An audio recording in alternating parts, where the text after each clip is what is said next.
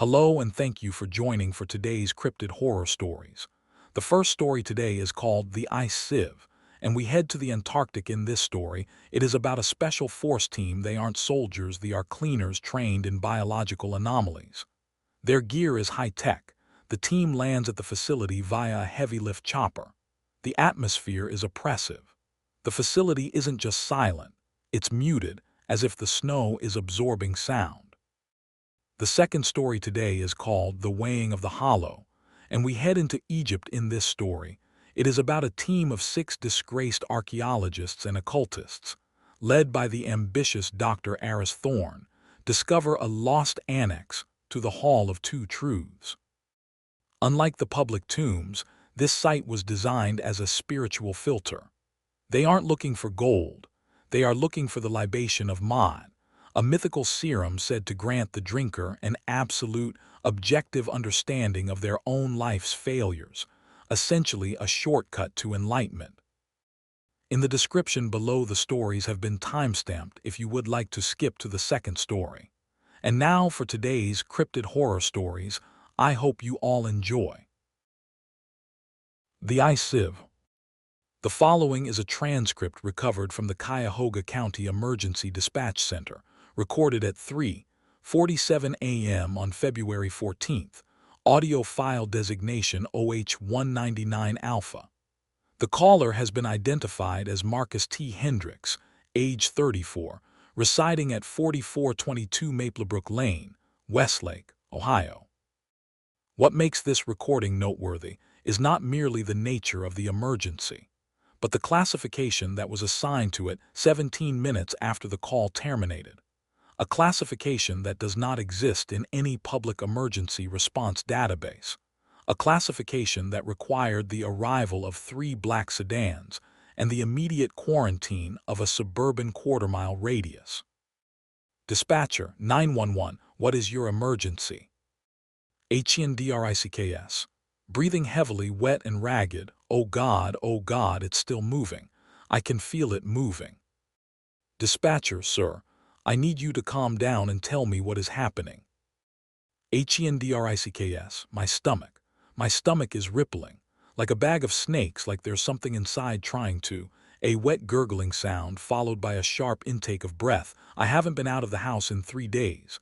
3 days. I work from home, I don't go anywhere, but I keep smelling salt and old copper like pennies soaked in ocean water. It's in my nose, it's in my mouth, I can taste it. Dispatcher, sir, are you injured? Is someone else in the residence? HENDRICKS. No one else, just me and the thing inside. A pause, then a sound like fabric tearing, though no fabric is visible in the audio spectrum. It started yesterday morning. I thought it was cramps. I thought I ate something bad. But then I looked in the mirror and my belly was moving.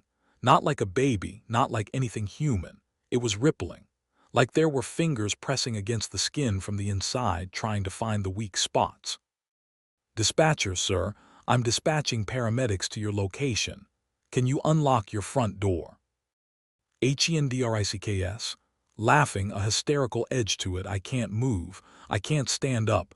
Every time I try, it pushes back. It doesn't want me to go anywhere. It wants me to stay right here. Stay right here and be the nest. That's what it wants. That's what they all want. The salt smell, the copper, it's them. They're nesting. Dispatcher, sir, paramedics are en route. I need you to stay on the line. Can you tell me if you've been in contact with anyone who has been traveling, anyone from out of the country? HENDRICKS. Voice dropping to a whisper. I haven't seen anyone, but they're here. I can hear them in the walls, in the basement. They're waiting for me to be ripe. That's what the voice said, ripe. Dispatcher, what voice, sir? HENDRICKS. The one that whispers through the pipes. The one that sounds like my mother but isn't. It says the eggs are almost ready. It says the cold makes them patient. It says, he screams, a raw tearing sound that peaks the audio meters. Oh God, it's tearing something. It's tearing something inside me. Dispatcher, sir, stay with me. What is happening? HENDRICKS. Screaming continues, then suddenly cuts to a gurgling choke. It's coming up. It's not supposed to come up. It's supposed to stay in the belly, but it's coming up. I can feel it in my throat. I can feel. A wet, heavy pop echoes through the line, distinct and organic, the sound of something under pressure giving way, followed by the spray of liquid against the receiver, and then silence. Dispatcher, sir. Sir, are you there? Sir, respond. 37 seconds of silence, all units. We have a possible 1054 at 4422 Maplebrook Lane, Westlake. Caller is unresponsive. Expedite medical and law enforcement. The transcript ends there, but the story does not. The story continues in a place where the snow never stops falling, where the ice has its own heartbeat, and where a team of men and women who are paid to clean up the unthinkable are strapping on armor that has never been tested against the thing they are about to face. The story continues in a hangar, 5 days later, where the air tastes like gun oil and the lights hum with the frequency of incoming death. The hangar was not on any map that civilians could access. It existed in a liminal space somewhere between a decommissioned airfield in Greenland and a series of coordinates that had been scrubbed from satellite imagery by algorithms designed to recognize the shapes of certain buildings. The structure itself was a vast metal cathedral, its ceiling lost in shadow beyond the reach of the industrial floodlights that cast everything in a sickly yellow hue.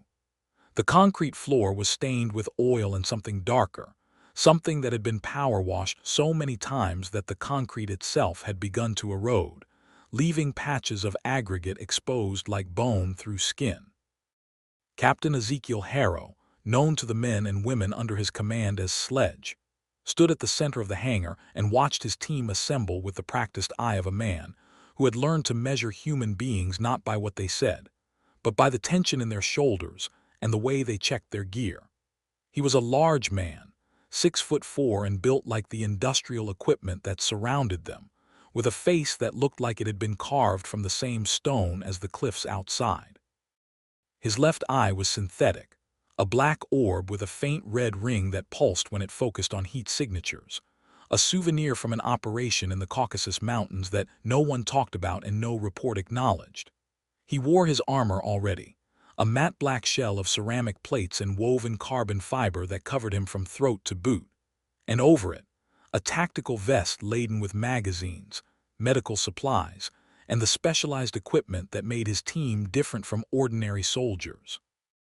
They were not ordinary soldiers, they were cleaners. The term had started as a joke, back when the program was new, and the funding came from a black budget line item disguised as environmental research. But jokes have a way of becoming truth when the work is dirty enough, when the things that need to be removed from the world are not enemy combatants or political targets, but anomalies, biological anomalies, things that should not exist, that violated the natural order in ways that made seasoned operatives wake up screaming in the night.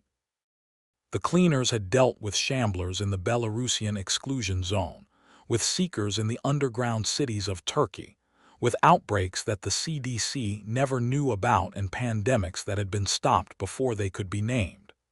They were the people who went into the dark places and made sure that the dark things stayed there, permanently and completely.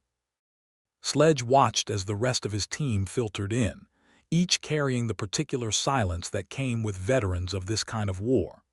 There was Vance, the tech and communications specialist, a wiry man in his early 30s with close-cropped red hair and a face full of freckles that made him look younger than he was, almost boyish until you saw his eyes. Vance had been a signals intelligence officer in the Navy before he'd been recruited, and he'd brought with him a talent for coaxing secrets out of machines that had been damaged, encrypted, or corrupted by forces that didn't obey the laws of physics. He wore a headset with a collapsible HUD display that projected data onto a thin film in front of his right eye, and his fingers were never still, always tapping, always adjusting, as if the world was a keyboard that he was constantly reprogramming. Then there was Cale, the heavy weapons specialist, who made Sledge look small. Cale was 6'8", 320 pounds of muscle and bone, with skin the color of dark earth and a shaved head that showed a network of scars from a childhood in the favelas of Rio de Janeiro that he never discussed. He carried a rotary cannon that most men couldn't lift, let alone fire accurately, and he wore it like a gardener might wear a pair of pruning shears, heavy but familiar, an extension of his body rather than a burden. Cale didn't talk much, but when he did, his voice was surprisingly soft, a bass rumble that seemed to come from somewhere deep in his chest rather than his throat. The other four specialists moved with the same economical grace. There was Reyes, the medic, a compact woman with tattooed sleeves that disappeared under her armor, and a medical kit that contained treatments for injuries that didn't appear in any standard field manual. There was Dmitri, the demolitions expert, a Russian expatriate with a manic laugh and steady hands who could shape a charge to breach a vault door without scratching the paint on the other side. There was Cho, the scout, a former park ranger from the Pacific Northwest who moved through spaces like smoke, reading the environment with instincts that bordered on the supernatural. And finally, there was Webb, the newest member, a linguist and cultural specialist who had joined after a disaster in the Sudan that had cost the previous team their entire intelligence officer. Webb was nervous, still learning the rhythms of the group, but he had a talent for languages that extended to things that weren't quite languages, pattern recognition in the vocalizations of entities that didn't have human throats. They gathered around a table that had been set up in the center of the hangar, and Sledge watched their faces as they took in the briefing materials that had been laid out by the support staff, who vanished as soon as the team arrived. There were satellite photographs of an ice shelf in Antarctica, the kind of images that showed nothing but white on white, the texture of snow and ice blending into a featureless expanse that hurt the eyes to look at for too long. There were thermal images, too, showing a structure buried in that expanse, a facility that radiated heat in ways that suggested geothermal activity far below the surface. And there were the casualty reports, sealed in red folders that were opened with biometric locks, the contents of which made even Sledge's synthetic eye pulse with unease. "Welcome to Operation Ice-Sieve," said the voice from the speakers, and every member of the team stiffened. They knew that voice. It belonged to a man they had never seen, only heard, a man who existed in the space between briefings and debriefings, who knew everything and explained nothing. The analyst, they called him, though Sledge suspected he was actually several people using the same voice modulator. "I trust you've reviewed the preliminary materials. What you are about to undertake is not a rescue mission. It is not a reconnaissance mission. It is a sterilization mission." The screen behind the table flickered to life, showing a schematic of the facility. It was called Station Mimir, a research outpost that had been established by a consortium of pharmaceutical and biological research companies, with funding that could be traced, if one looked hard enough, to government programs that didn't officially exist. The station had been designed to study extremophile organisms, life forms that existed in the harshest environments on Earth, with the stated goal of developing new antibiotics and biological compounds. That was the cover story. The reality, as the briefing materials made clear, was something far more ambitious and far more terrible. "Station Mimir has been out of contact for 11 days, the analyst continued. "The last transmission was automated, a systems failure alert indicating a containment breach in the biological research wing. Since then, nothing. No radio, no satellite ping, no thermal signature from the surface structures. The consortium that owns the facility has requested immediate intervention, and your government has agreed to provide it, contingent on complete sterilization of the site." Vance raised his hand, a gesture that was half sarcastic, half genuine. "What's the threat profile? Are we talking shamblers again? Seekers? Something new?" "Something new," the analyst said, and there was a weight to those two words that made the hangar feel colder than the Greenland night outside. The organisms being studied at Mimir were not extremophiles in the traditional sense. They were arachnid analogs, genetically engineered hybrids designed to survive in sub-zero environments and to produce a compound that the researchers codenamed Silk 9. The intended application was battlefield medicine, a biological adhesive that could seal wounds instantly and promote rapid tissue regeneration. But the creatures proved to be more intelligent than anticipated, more adaptable, and their reproductive cycle was not fully understood before the breach occurred. The screen changed, showing images that had been pulled from the facility's security cameras before the feed went dark. What they showed was not immediately comprehensible. There were corridors that looked like they had been painted with dark red lacquer, the walls and ceilings coated in patterns that might have been abstract art if they hadn't been so clearly organic. There were figures in lab coats, but they were not walking. They were suspended, hanging from the ceiling in cocoons of something that looked like pale gray silk. Their limbs splayed at angles that suggested the bones inside had been rearranged. And there were shapes, pale gray shapes that moved with a fluidity that was obscene in something with so many legs, shapes that seemed to blend with the walls and floors until they were almost invisible.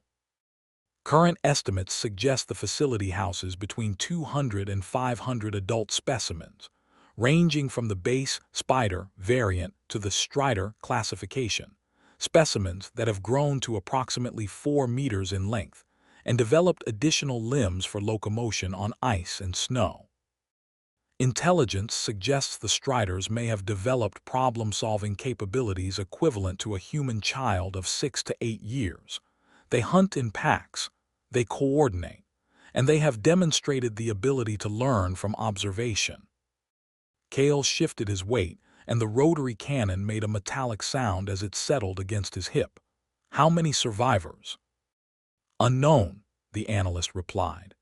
The facility had a staff of 47 researchers, security personnel, and support staff. The thermal imaging from our last overflight showed no human heat signatures within the above-ground structures. However, the facility extends nearly 200 meters below the ice shelf, and the geothermal systems create interference that prevents accurate scanning of the lower levels. Sledge spoke for the first time, his voice a gravelly rasp that seemed to scrape against the hangar walls. And the Ohio incident, the 911 call. A pause. Then, Marcus Hendricks was a logistics contractor who visited Station Mimir 14 days ago to deliver supplies. He was screened upon departure and showed no signs of infection. He returned to Ohio and went about his business for 7 days before the symptoms manifested. We believe the creatures have developed a parasitic reproductive strategy, egg implantation that remains dormant for an extended period before rapid gestation. Mr. Hendricks was not the first such case. He was simply the first to call for help before the gestation completed. The team exchanged glances. They had seen parasitic infections before, but the timeline was wrong.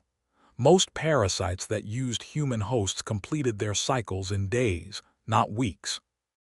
Something that could wait silently for 7 days, that could pass medical screening, that could travel across international borders before activating, represented a threat level that went beyond anything they had encountered.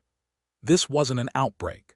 This was an invasion, slow and patient, and perfectly designed to exploit the infrastructure of human civilization. Your mission is threefold, the analyst continued. First, descend to the facility and confirm the extent of the infestation. Second, recover any research data that has survived the breach, particularly the genetic sequencing of the spider variants and any countermeasures that may have been developed.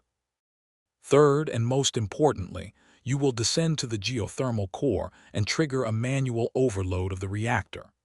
The heat and pressure release will collapse the ice shelf and bury the facility under approximately 40 million tons of frozen rock. Nothing survives that. Nothing escapes that. Sledge nodded slowly. He had expected as much. The cleaners didn't rescue. They didn't explore. They erased. Time frame. You will be inserted by heavy lift chopper at 0600 hours tomorrow. The flight time is approximately 4 hours.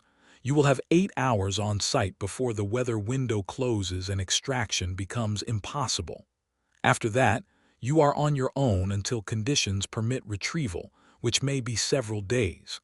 Plan accordingly. The briefing ended with a click, and the screens went dark. The team stood in silence for a moment, the weight of what they had been told settling over them like a burial shroud. Then Sledge stepped forward and placed both hands on the table, his synthetic eye pulsing as it swept across their faces. "You heard the man," he said. "Sterilization. That means everything inside dies.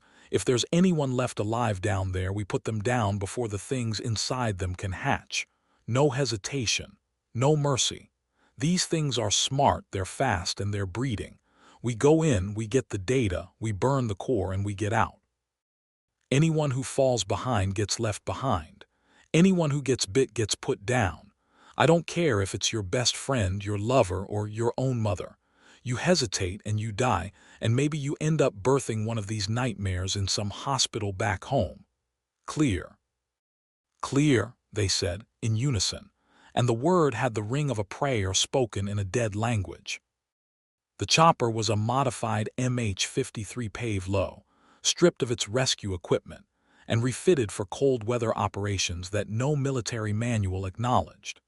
It roared across the Antarctic landscape like a mechanical dragon, its rotors beating against air so cold it could freeze exposed skin in minutes, its hull creaking and groaning as the metal contracted in temperatures that no aircraft was truly designed to endure. The interior was cramped, lit by red battle lights that turned everyone's faces into masks of blood and shadow, and the noise was so constant that communication was only possible through the headsets that linked them in a closed circuit. Sledge sat by the open side door, staring out at the world below.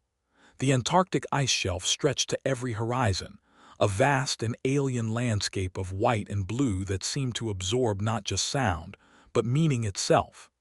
There were no landmarks, no signs of life, no evidence that human beings had ever existed in this place. The snow was not merely white, it was a color beyond white, a negation of color that made his synthetic eye ache with the effort of processing it. And the silence, even over the roar of the engines, was oppressive.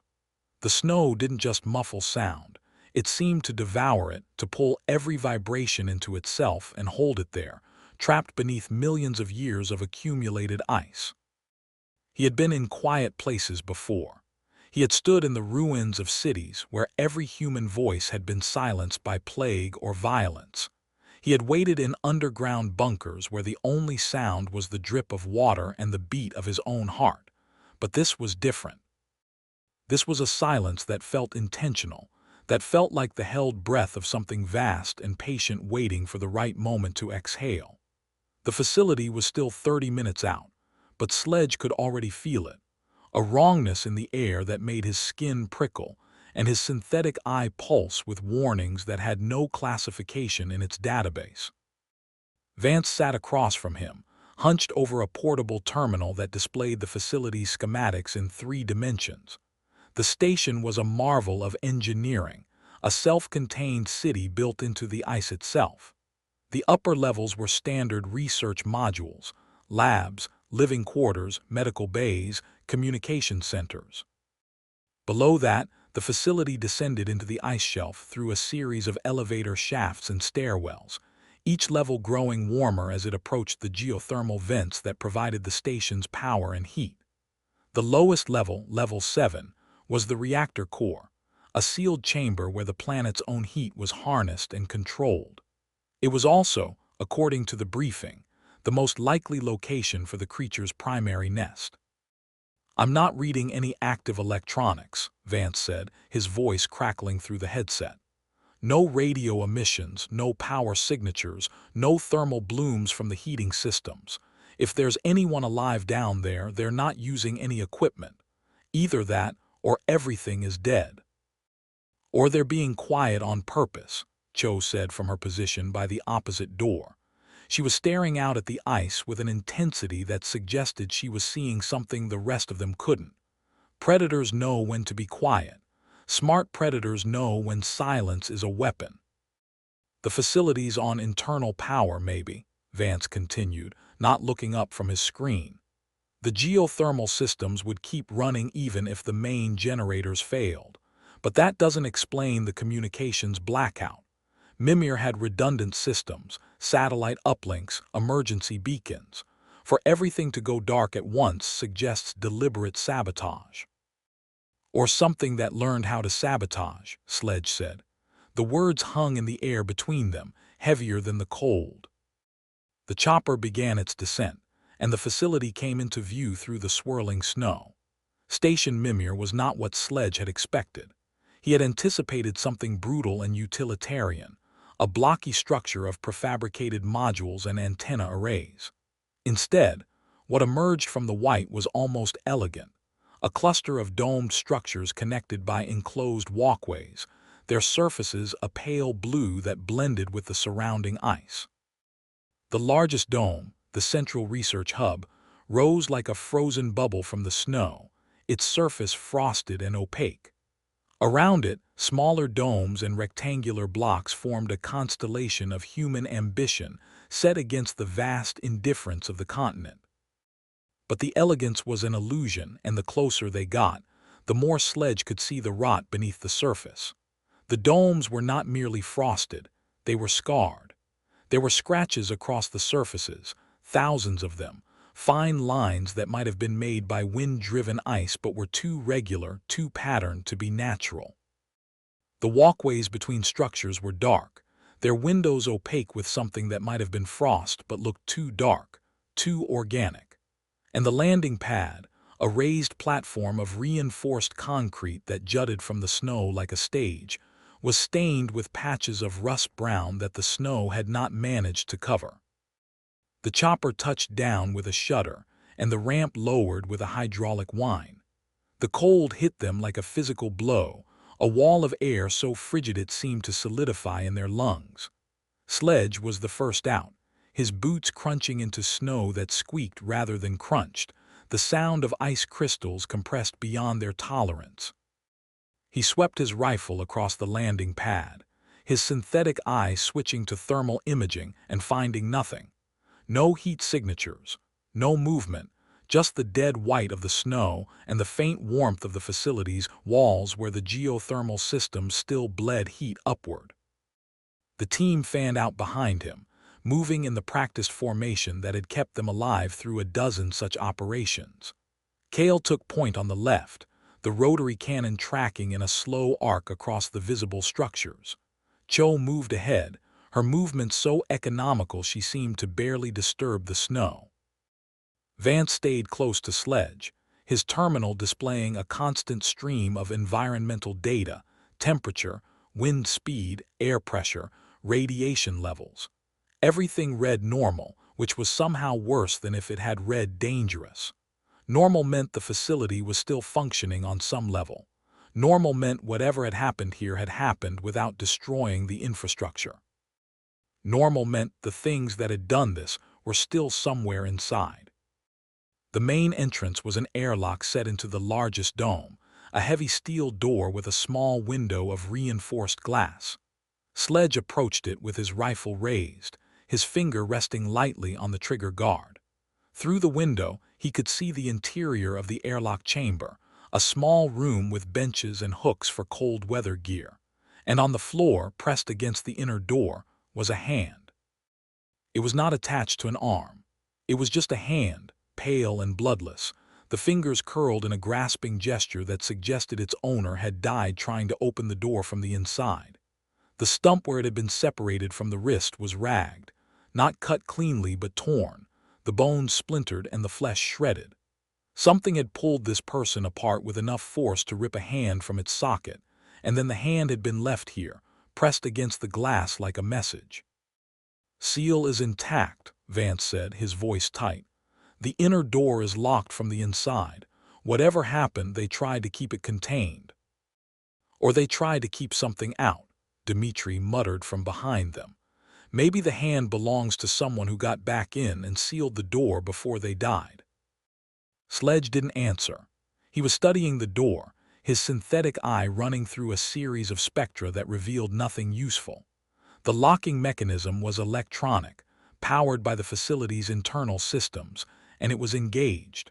The door was not merely closed, it was sealed, the magnetic locks holding it shut with a force that would require explosives or the proper access codes to overcome. "Can you hack it?" he asked Vance.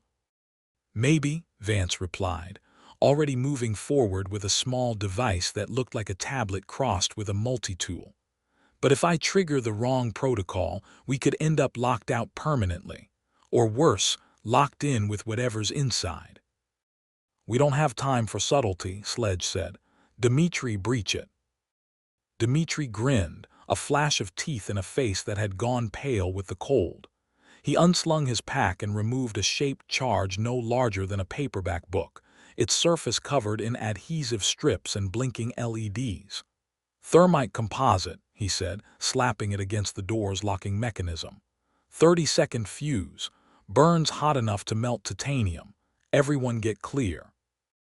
They retreated to the edge of the landing pad, taking cover behind a generator housing that hummed with barely contained power. The charge detonated with a sound that was more felt than heard, a subsonic thump that made Sledge's teeth ache and his vision blur for a fraction of a second. When he looked back, the door was hanging open, its edges glowing red-orange and dripping molten metal into the snow, which hissed and steamed in response. The inner door was also open. The hand had been blown aside by the blast, and it lay in the snow now, fingers still curled, still reaching for something it would never grasp. "Move," Sledge said, and the team moved. They entered the facility in pairs, weapons up, lights mounted on their rifles cutting through the gloom inside. The first thing Sledge noticed was the smell.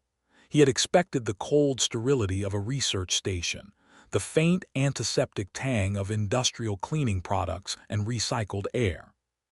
What he smelled instead was something complex and wrong, a mixture of salt and copper, the same smell that Marcus Hendricks had described in his final moments, but layered with something else, something sweet and fungal that caught in the back of the throat and made him want to gag. It was the smell of a place where biology had gone wrong, where the boundary between clean and unclean had been erased and rewritten by something that didn't understand or care about human concepts of hygiene. The airlock opened into a corridor that stretched in both directions, curving gently with the shape of the dome. The walls were the sterile white of institutional design, but they were no longer clean. The white was obscured by patterns of spray that covered every surface, ceiling, walls, floor, in a Rorschach test of violence. Sledge recognized arterial spray when he saw it, the fine mist that was created when a major blood vessel was severed under pressure. But these patterns were wrong. They were not at the height a human heart would create. They were on the ceiling, splattered upward in arcs that suggested the blood had been propelled from below with tremendous force. "Jesus," Webb whispered, his voice cracking over the comms. "What the hell did this?" "Not what," Cho said. She was crouched by the wall, her finger extended but not quite touching a patch of spray. "How? Look at the ceiling. The patterns aren't from a wound at neck level or chest level. They're from below. Something burst upward." Sledge looked up, his synthetic eye tracking across the ceiling. She was right. The blood had hit the ceiling in radial patterns, fine droplets spreading outward from central points that were located not above standing height, but above where a body would be if it were lying on the floor. Or, he realized with a cold certainty that settled in his stomach, above where a body would be if something inside it had erupted with enough force to paint the room. "The Ohio guy," Vance said quietly. "His stomach. He said it was rippling. He said something was trying to get out." "These are burst patterns," Reyes confirmed. She had her medical scanner out, a device that looked like a pistol with a screen attached, and she was waving it over the stains. "Multiple ruptures. I'd say at least a dozen people were in this corridor when their abdomens exploded, maybe more." "Let's not speculate," Sledge said, though his voice lacked the authority it usually carried. "We stick to the mission. Bridge first, then the data, then the core. Move." They moved down the corridor in a tight formation, Cho on point, Sledge and Kale behind her, the others following with weapons tracking the intersecting passages and doorways that opened off the main route. The facility was a maze of corridors and chambers, each one painted with the same obscene artwork of blood and worse substances. They passed laboratories where the equipment had been smashed and scattered, the benches overturned and the specimen freezers standing open and empty. They passed living quarters where the beds were unmade and the walls were covered in frantic writing, notations in marker pen that had run as the writer's hand shook, equations and pleas, and in one room, a single word written hundreds of times: ripe. In the medical bay, they found the first bodies that were still intact enough to identify as human. There were 3 of them, 2 men and a woman, all wearing lab coats that had been white once, but were now stiff with dried blood.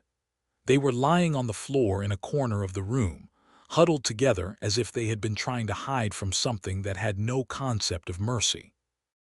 Their faces were frozen in expressions of terror so extreme that the muscles had locked in place, turning their features into masks that would haunt the nightmares of anyone who saw them. But it was their abdomens that drew the eye, or rather the absence of them.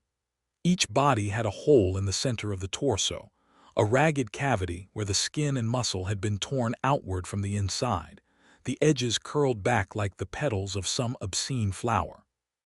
"No entry wounds," Reyes said, her voice flat and professional despite the horror in her eyes.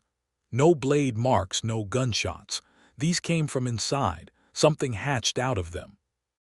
"How long ago?" Sledge asked. "Hard to say in this cold. The refrigeration preserves everything, but based on lividity and the state of the blood, I'd say 7 to 10 days, around the time the facility went dark." 7 to 10 days.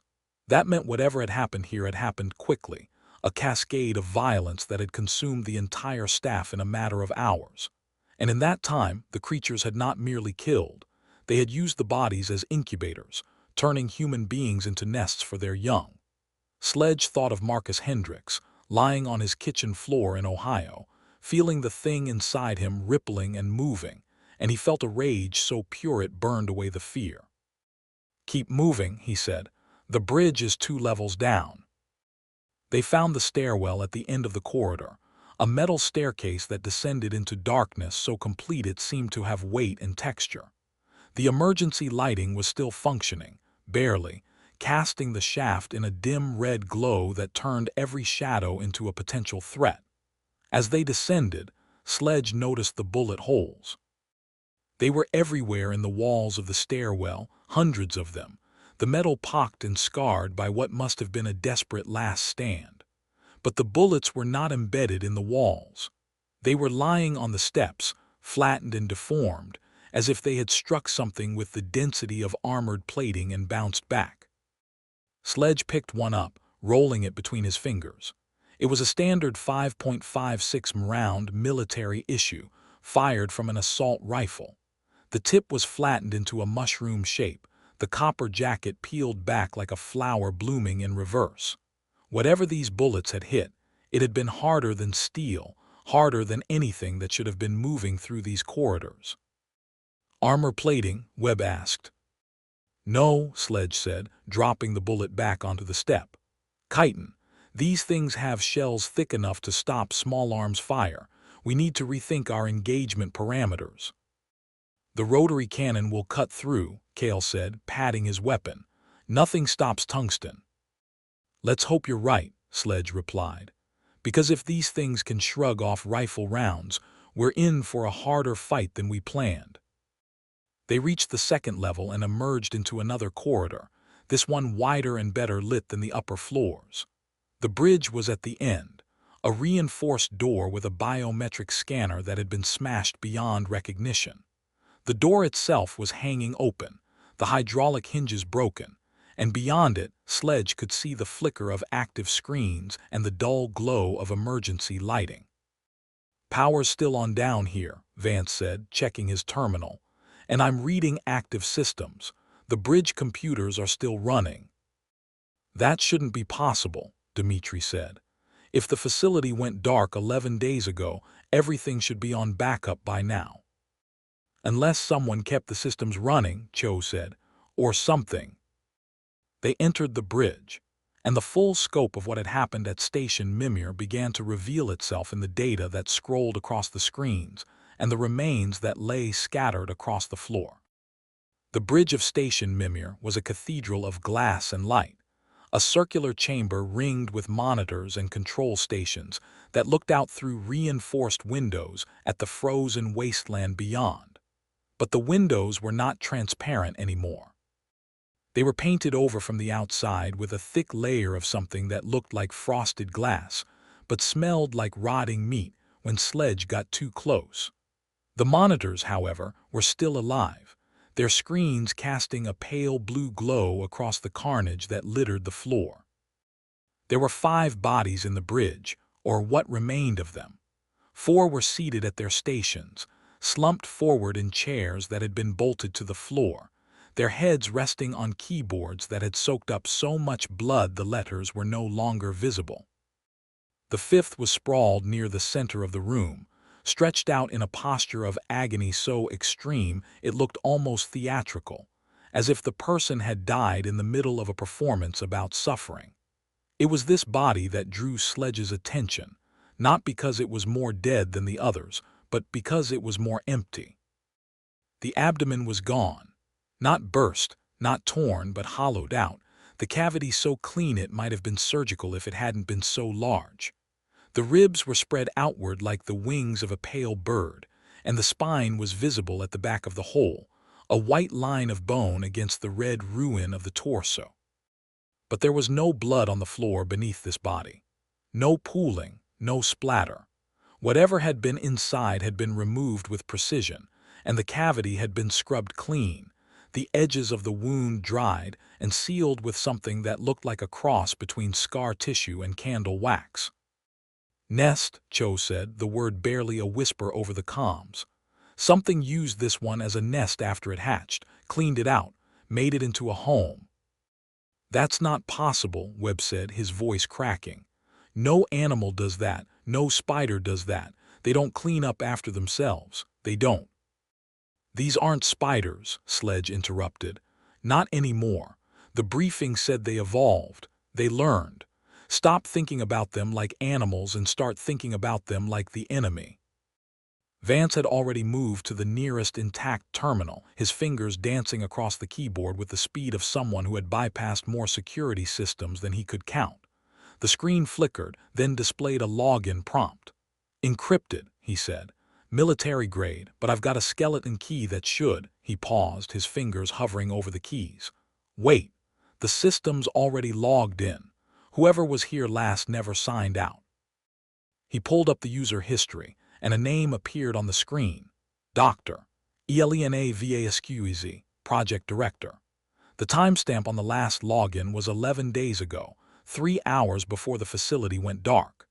Vance navigated through the directories with practiced ease, opening folders marked with codes that meant nothing to Sledge but clearly meant something to Vance, whose face grew progressively paler as he scrolled through the files. What are you seeing? Sledge asked. Everything, Vance replied. Research logs, security footage, internal communications, and something else. Something they were keeping in a partitioned drive that shouldn't exist on a civilian system. He opened the partitioned drive, and a video file began to play. The timestamp showed it was recorded 12 days ago, in what appeared to be a conference room somewhere in the facility. There were 6 people seated around a table, all wearing the same style of blue coveralls that marked them as senior staff. At the head of the table sat a woman with sharp features and gray-streaked hair pulled back in a severe bun, Dr. Elena Vasquez, according to the nameplate in front of her. This is the final project review before the breach, Vance said. They knew something was wrong, they just didn't know how wrong. On the screen, Dr. Vasquez was speaking, her voice crisp and professional despite the tension that was visible in the way her hands gripped the table. The efficiency quota has been met, she said. Phase 3 is now fully operational. Silk 9 production has increased by 400% over projections, and the regenerative properties have been confirmed in 17 out of 20 test subjects. However, I want to address the concerns that have been raised about the supply chain. Supply chain? Sledge asked. Keep watching, Vance said. A man at the table, his nameplate read Dr. Henrikolscn Biological Research, leaned forward, his face flushed with anger or fear. The supply chain is not a concern, Alina. It's a crime. We're not importing subjects anymore. We're using the staff. We're using ourselves. The subjects were always a temporary measure, Vasquez replied, her voice unchanged. The trafficked individuals were useful for the initial trials, but their genetic diversity was insufficient for the later phases. To accelerate the research, we needed hosts who were healthier, better nourished, more likely to survive the implantation process long enough for the embryos to reach maturity. The staff volunteered. They didn't volunteer, Olson shouted, slamming his palm on the table. They were told it was mandatory. They were told it was for the good of the project. And now 3 of my researchers are dead and 4 more are showing symptoms, and you want to talk about quotas. The spiders didn't escape, Henrik, Vasquez said, and there was something in her voice that made Sledge's skin crawl. Not anger, not fear, but a kind of resigned patience, as if she were explaining something to a child who could not understand. They evolved. They adapted. The specimens in Pen 7 have developed a level of intelligence that we didn't anticipate. They've learned to mimic human distress calls. They've learned to disable electronic locks by targeting the wiring, and they've developed a preference for using living hosts rather than dead ones. The nesting sites are more stable when the host is alive. The embryonic development is faster. The survival rate of the hatchlings is nearly 100%. The video cut to security footage, timestamped 2 hours later. The corridor outside Pen 7, the containment area for the largest specimens. The camera was positioned at the end of the hall, looking toward a set of heavy steel doors that had been reinforced with magnetic locks and electrified barriers. The doors were closed, and the corridor was empty for a long moment. Then the doors began to open. Not from the outside, from the inside. The magnetic locks disengaged with a sound that was audible even through the camera's poor microphone, and the doors slid apart with a smoothness that suggested they were not being forced, but operated. Something had learned how the locks worked. Something had figured out that the control wires ran through a conduit along the ceiling, and something had chewed through those wires with a precision that was almost surgical. What emerged from Pen 7 was not like the other creatures they had seen in the briefing photographs. It was enormous, easily 4 meters from its front legs to the rear of its abdomen, a pale gray mass of chitin and bristled hair that moved with a fluidity that seemed impossible for something so large. It had 8 legs, but the front 2 were different from the others, elongated and jointed in ways that suggested they had been modified, or had modified themselves, for purposes other than locomotion. These legs ended in pincers, massive curved blades that clicked together with a sound like castanets made of bone. The Strider, Vance breathed. The briefing said they were 4 meters. This thing is bigger. On the screen, the Strider paused in the doorway, its multiple eyes, black orbs arranged in a cluster at the front of its head, sweeping the corridor with a deliberation that was unmistakably intelligent. It made a sound then, a clicking and hissing that rose and fell in patterns that almost resembled speech. And from somewhere down the corridor behind the camera, there came an answering sound, a human voice, screaming for help. "That's not a person," Cho said, though her voice was uncertain. That's the spider it's mimicking." The Strider moved down the corridor in the direction of the scream, its legs moving in a rhythm that was both graceful and horrifying, the pincers at the front raised and ready. The camera followed it as it turned a corner and disappeared from view, and then the feed cut to a different camera, one inside a guard station. There were 2 men in the station, both armed, both wearing tactical vests. They had heard the scream, and one of them was already moving toward the door, his weapon raised. "Don't," the other guard said, but he was too late. The first guard opened the door and stepped into the corridor, and the Strider was waiting. It didn't charge. It didn't leap. It simply reached out with one of its pincer legs and snapped the man in half at the waist, the blades cutting through his armor and spine with a sound like shears through wet cardboard. The upper half of his body fell backward into the guard station, spraying blood across the second guard's face, and then the Strider was inside, moving with a speed that belied its size, and the camera feed dissolved into static. Vance stopped the video. The bridge was silent except for the hum of the computers and the breathing of the team, which had grown louder and more ragged. "They didn't just escape," Sledge said. "They were let out, or they let themselves out, and then they hunted systematically." "Not hunted," Reyes said. She was standing over the hollowed-out body in the center of the room, her medical scanner making a sound like a Geiger counter in a uranium mine. "Harvested. This one was opened while still alive. The trauma patterns on the spine suggest the victim was conscious when the cavity was made, conscious and restrained." "The facility isn't just fallen," Sledge said, the realization dawning on him with the weight of a collapsing glacier. "It's been converted. These things aren't running wild. They're farming. The staff were the crop, and we're walking into the middle of harvest season." Vance had pulled up another file, a text document that appeared to be Dr. Vasquez's personal notes. He read aloud, his voice flat and mechanical, as if he were trying to remove all emotion from the words. "The spiders have established a colonial structure. The Striders function as breeders and architects, creating nesting sites within the bodies of the largest hosts. The smaller variants serve as scouts and harvesters, collecting new hosts and preparing them for implantation. The entire facility has become a brood chamber. The silence is not an absence of activity. It is the silence of completion. The harvest is finished. The next generation is gestating." "How long?" Sledge asked. "The notes say gestation is 14 days from implantation to eruption. If the facility went dark 11 days ago, and the implantation started before that."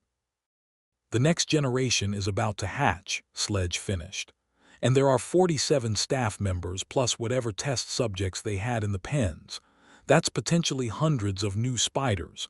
We need to get to that core and trigger that overload now, not in 8 hours. Now." He turned to the team, his synthetic eye pulsing with a red urgency that matched the emergency lights. "Change of plans. We don't recover data. We don't search for survivors. We move straight to level 7, we plant the charges, and we get the hell out. Vance, download everything you can onto your portable drive. The rest of you, reload and check your seals. These things are about to wake up, and I don't want to be here when they do." They were moving toward the stairwell when the first ambush came. It happened in the ventilation shaft. The bridge connected to the lower levels through a series of corridors, but the main elevator was locked down, and the stairwell they had used was a dead end below level 3. The only route to the geothermal core was through the maintenance shafts, narrow tunnels that ran parallel to the main corridors, used by technicians to access the facility's environmental systems. The shafts were tight, barely wide enough for Kale to squeeze through with his cannon, and the air inside was hot and thick with the smell of machinery and decay. Sledge took point, crawling through the shaft on his hands and knees, his rifle held in one hand and his synthetic eye scanning the darkness ahead. The shaft was lit by maintenance lights spaced every 10 meters, small bulbs that cast more shadow than illumination, and the metal walls were coated with a fine layer of condensation that made everything slick and treacherous. Behind him, he could hear the team following in single file, their armor scraping against the walls, their breathing controlled but audible. He had crawled perhaps 30 meters when he felt it, a vibration in the metal beneath his palms, so faint it might have been imagination, but followed by another, and another, in a rhythm that was not the hum of machinery. It was footsteps, or rather, the tapping of chitin against metal coming from above. "Contact above," he whispered into the comms. "Hold positions." They froze, every member of the team going statue, still in the confined space. Sledge tilted his head back, looking up at the ceiling of the shaft, and for a moment he saw nothing but the same metal grating that formed the walls. Then the grating moved. Not the grating itself, but something on the other side of it, something pale and gray that had been pressed against the metal so tightly it was invisible until it shifted. A leg unfolded, long and jointed and tipped with a claw that gleamed in the dim light. Then another leg. Then a cluster of eyes, black and reflective and utterly inhuman, peering down through the gaps in the grating. "They see us," Sledge breathed. "Move, move now." The grating exploded downward with a screech of tearing metal, and the spider dropped into the shaft behind them. It was one of the smaller variants, perhaps 1.5 meters in length, but its speed was terrifying. It didn't crawl. It lunged, its legs finding purchase on the walls of the shaft and propelling it forward in a series of leaps that covered meters in fractions of a second.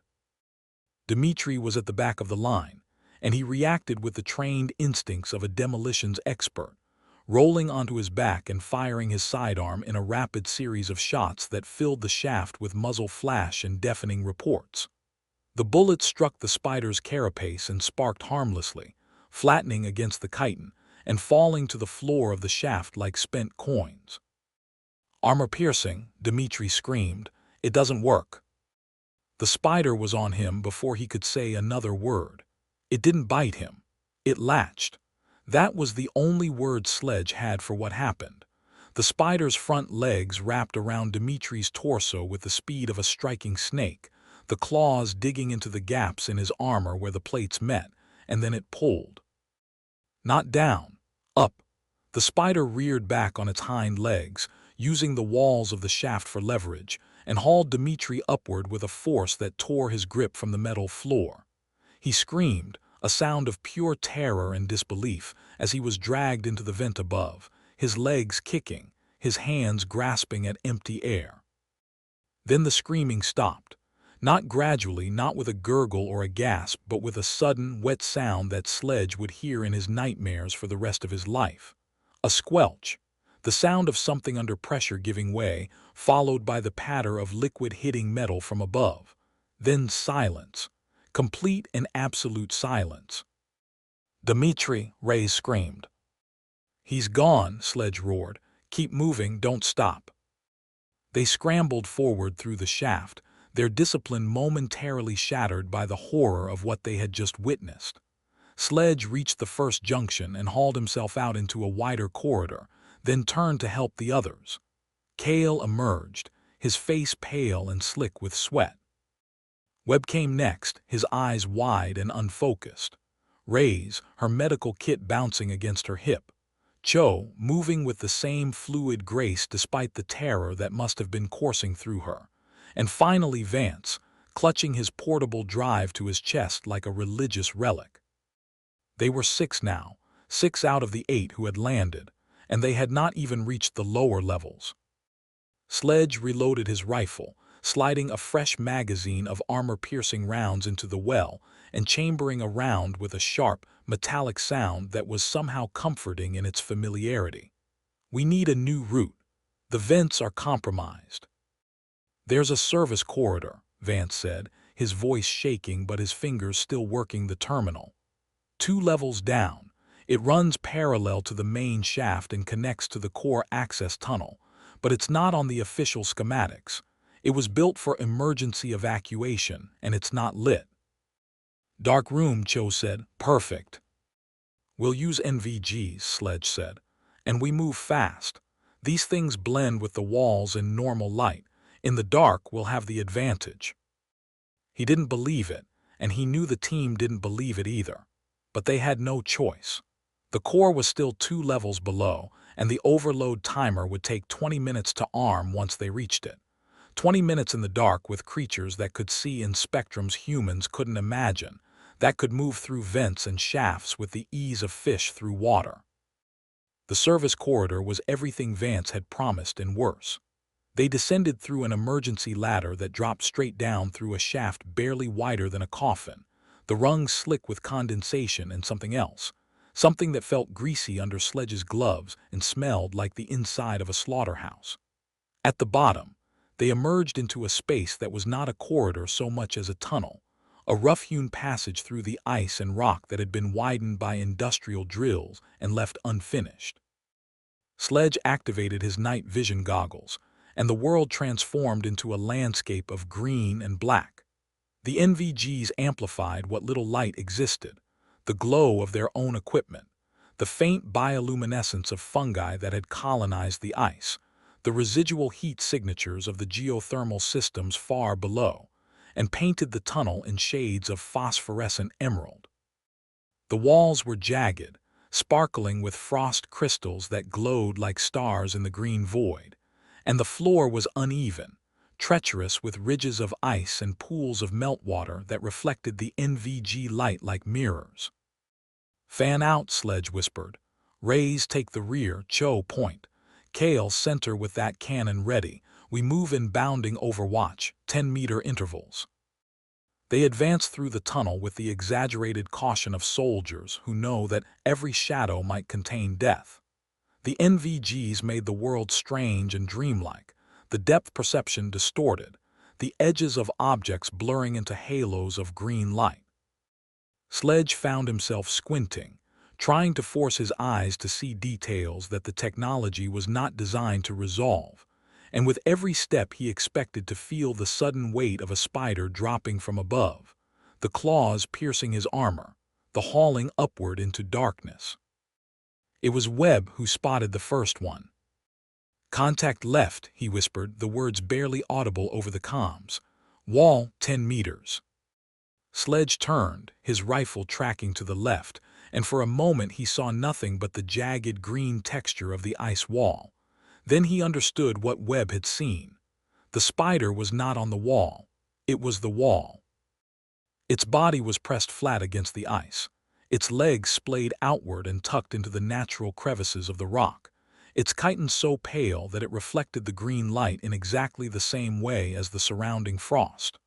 Only the eyes gave it away. 8 black orbs that did not reflect the NVG light, that absorbed it, creating tiny voids in the green landscape like holes punched through a photograph. "Don't shoot," Sledge breathed. "Not yet, it hasn't seen us." But he was wrong. The spider had seen them. It had seen them the moment they entered the tunnel, and it had been waiting, motionless and patient, for them to come within range. As Sledge watched, it began to move, not detaching from the wall but flowing along it, its legs finding purchase on microscopic ridges and imperfections, its body remaining flush with the surface as it circled around them with a speed that was horrifying in its silence. "It's flanking us," Cho said. "Multiple contacts, I see 3 more, walls and ceiling." Sledge looked up and his blood ran cold. The ceiling of the tunnel 20 meters above was not ice. It was spiders. Dozens of them pressed against the rock in a carpet of pale gray flesh and black eyes, their bodies arranged in patterns that suggested coordination, planning, communication. They had been waiting here. They had known the team would come this way, and they had set an ambush that was only now revealing itself. "Open fire," Sledge screamed. The tunnel erupted in violence. Kale's rotary cannon roared to life, the muzzle flash blinding in the NVG green, the depleted uranium rounds tearing through the mass of spiders on the ceiling and sending chunks of chitin and viscera raining down in a grisly hail. The sound was deafening, a continuous thunder that filled the tunnel and seemed to shake the ice itself. And for a moment Sledge allowed himself to hope that the firepower would be enough, that the cannon would cut through the swarm and clear a path. But the spiders did not retreat, they attacked. They dropped from the ceiling in a coordinated wave, not randomly, but in a pattern that suggested they had rehearsed this moment, that they had planned for exactly this scenario. One landed on Ray's, its legs wrapping around her helmet before she could raise her weapon, and it drove its fangs into the joint where her neck met her shoulder with a precision that was surgical. She screamed, a sound that was cut short as the venom hit her nervous system, and then she was down, her body spasming as the spider rode her to the floor and began the process of wrapping her in silk that emerged from spinnerets in a flood of gray thread. "Rays," Vance shouted, but Sledge grabbed him and pulled him backward. "She's gone, keep firing." Cho had drawn a flamethrower, a compact unit that she wore on her back like a hiker's pack, and she triggered it with a sound like a gas jet igniting. The flame was not bright in the NVG spectrum, but it was hot, and the spiders that caught the edge of the cone recoiled, their chitin blackening and cracking, their legs curling in on themselves as they burned. But there were too many. For every spider that fell, 2 more dropped from the ceiling, and the ones that burned did not die immediately.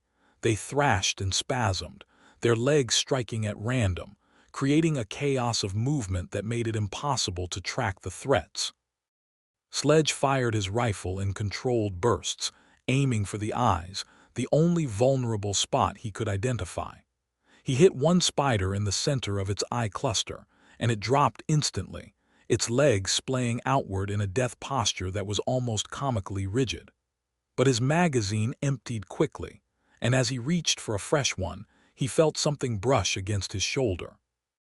He spun, bringing his rifle up like a club, and struck a spider that had dropped behind him. The blow connected with its carapace and sent it tumbling backward, but it righted itself with a speed that was obscene, its legs finding purchase on the ice before it had even stopped sliding. It came at him again, and this time he fired, a single round that caught it in the mouthparts and blew the front of its head apart in a spray of greenish ichor. "Fall back," Sledge screamed, "back to the ladder." They retreated in a desperate scramble, firing as they moved, their backs to the wall of ice that was not a wall but a killing ground. Cho's flamethrower ran dry, and she discarded it, drawing her sidearm and firing with a precision that was terrifying in its calm. Kale's cannon was overheating, the barrel glowing red in the NVG spectrum, but he kept firing, the rounds chewing through the swarm and creating a temporary corridor of dead and dying spiders. They reached the ladder shaft and piled in, Sledge going last, covering the entrance with his rifle as the spiders swarmed toward them. He fired until his magazine was empty, then climbed, his hands finding the rungs by feel, his eyes never leaving the darkness below.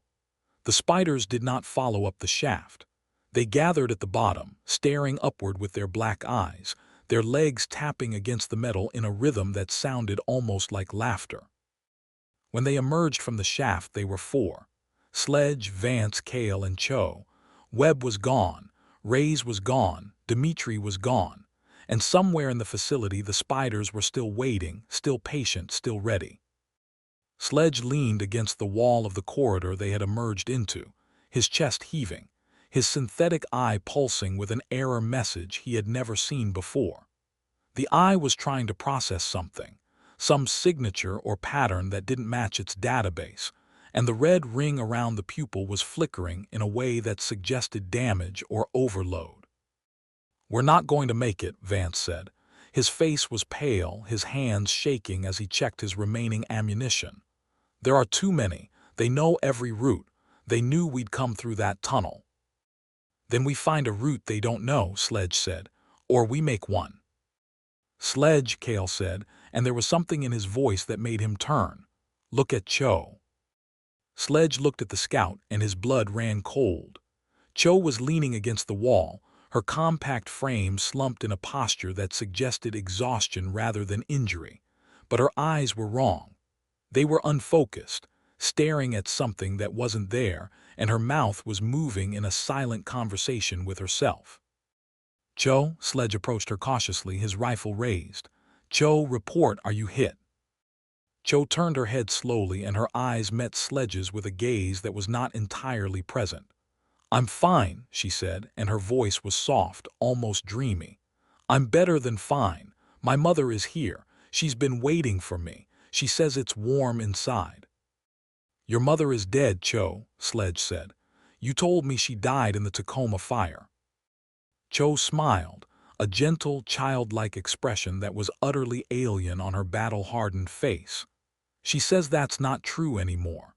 She says the cold is just a dream, and if I let go, I can wake up. She says I should breathe deep. She says the eggs are almost ready." Sledge looked at Cho's midsection, and his synthetic eye focused on a detail he had missed in the chaos of the retreat. There was a small puncture in her armor, no larger than a fingernail, located just above the hip, where the ceramic plate met the flexible joint. The edges of the puncture were stained with something that was not blood. It was clear and viscous, like egg white, and it was already drying into a hard seal that covered the wound completely. "She's been bit," Sledge said, his voice flat.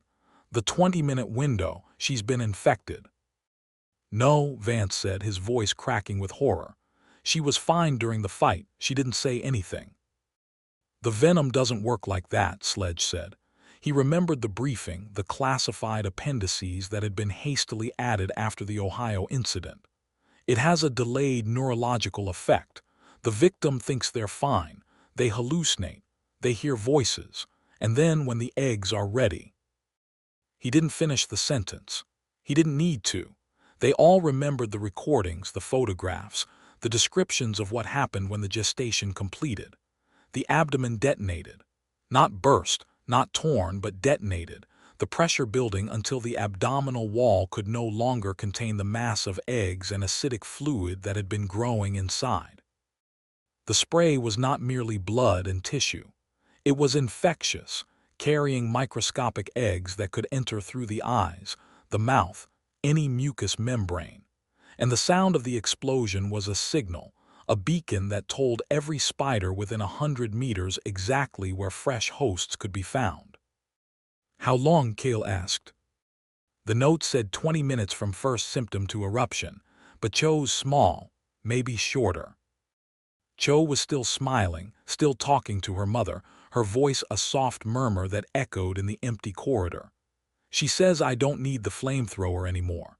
She says I can put it down. She says the children want to meet me." "We need to move," Sledge said. "Now, before she goes." They backed away from Cho, their weapons trained on her but their fingers hesitant on the triggers. This was not an enemy. This was one of their own, a woman who had saved their lives a dozen times in operations that didn't officially exist. Sledge thought of Marcus Hendricks on his kitchen floor in Ohio, feeling the thing inside him rippling and moving, and he felt a sickness that had nothing to do with the eggs. "Sledge," Cho said, and her voice was suddenly clear, the real Cho surfacing through the hallucinations. "If it happens, don't let them use me. Don't let them put eggs in me. Promise me." "I promise," Sledge said. Cho closed her eyes, and for a moment she looked almost peaceful, like a child falling asleep. Then her body convulsed. It started as a tremor, a shaking in her limbs that grew progressively stronger, her back arching against the wall, her hands clawing at the floor. A sound emerged from her throat, not a scream but a gurgling choke, as if she were drowning in something that wasn't water. Her abdomen began to swell, the armor plates creaking and popping as the pressure inside built beyond their tolerance. "Get back," Sledge screamed, and they ran. The detonation was not loud in the way an explosion is loud. It was wet, a massive, organic pop that filled the corridor with a spray of acidic gore and gelatinous masses the size of grapes. The sound echoed through the facility's ventilation systems, amplified and carried into every corner of the structure, and Sledge knew with a certainty that went beyond fear that every spider in Station Mimir had just heard it. Every spider knew exactly where they were. Sledge wiped the gore from his faceplate, his skin burning where the fluid had touched exposed flesh. He checked himself frantically, looking for any punctures, any openings in his armor where the eggs might have entered. Cale and Vance were doing the same, their hands shaking as they ran diagnostics on their seals. "I'm clear," Vance said. "Clear," Cale confirmed. Sledge nodded, though he wasn't sure he believed it. The fluid was everywhere, coating the walls and floor in a slick film that steamed with its own heat. They had been far enough to avoid the worst of the spray, but in the enclosed space of the corridor, there was no such thing as safe distance. "We need to move," Sledge said. "Now." They ran. Sledge, Vance, and Cale, 3 left out of 8. And behind them, from every vent and shaft and shadowed corner, came the sound of chitin against metal, growing louder, closer, more excited. The sound of Cho's detonation had been a dinner bell, and the guests were arriving. The service corridor deposited them onto level 6, a subterranean expanse of machinery and piping that thrummed with the geothermal heart of the facility. The air down here was hot, almost tropical compared to the ice-bound upper levels, and the humidity created a mist that clung to their armor and reduced visibility to a few meters. The walls were not white anymore but a dark industrial gray, lined with pipes that hissed and groaned as superheated water was channeled through them from the vents far below.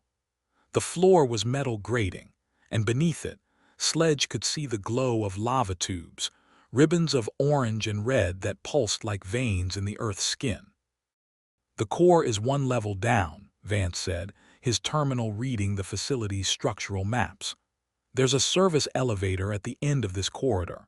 If it's still functional, we can drop straight to level 7. "And if it's not?" Cale asked.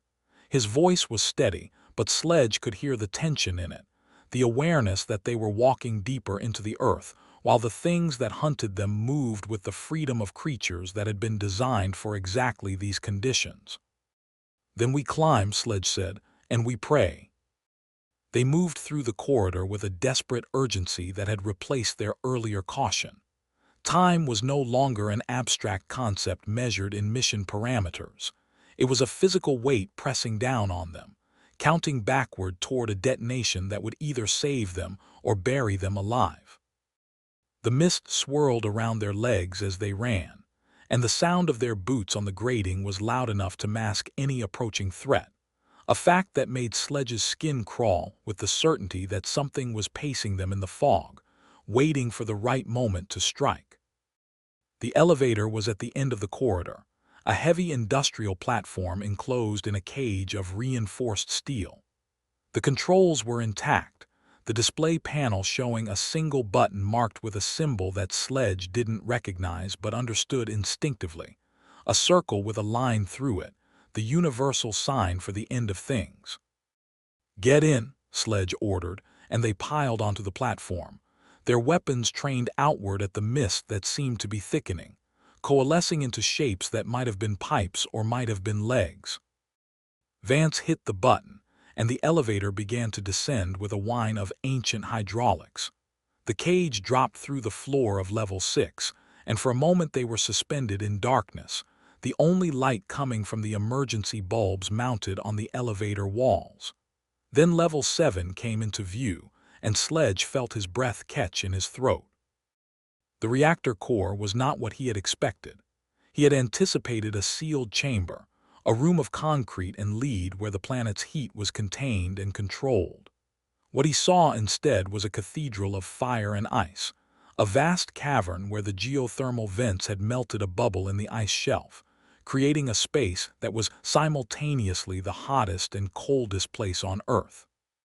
The walls of the cavern were a lattice of ice and steam, constantly forming and melting in a cycle that had been running since before human beings existed.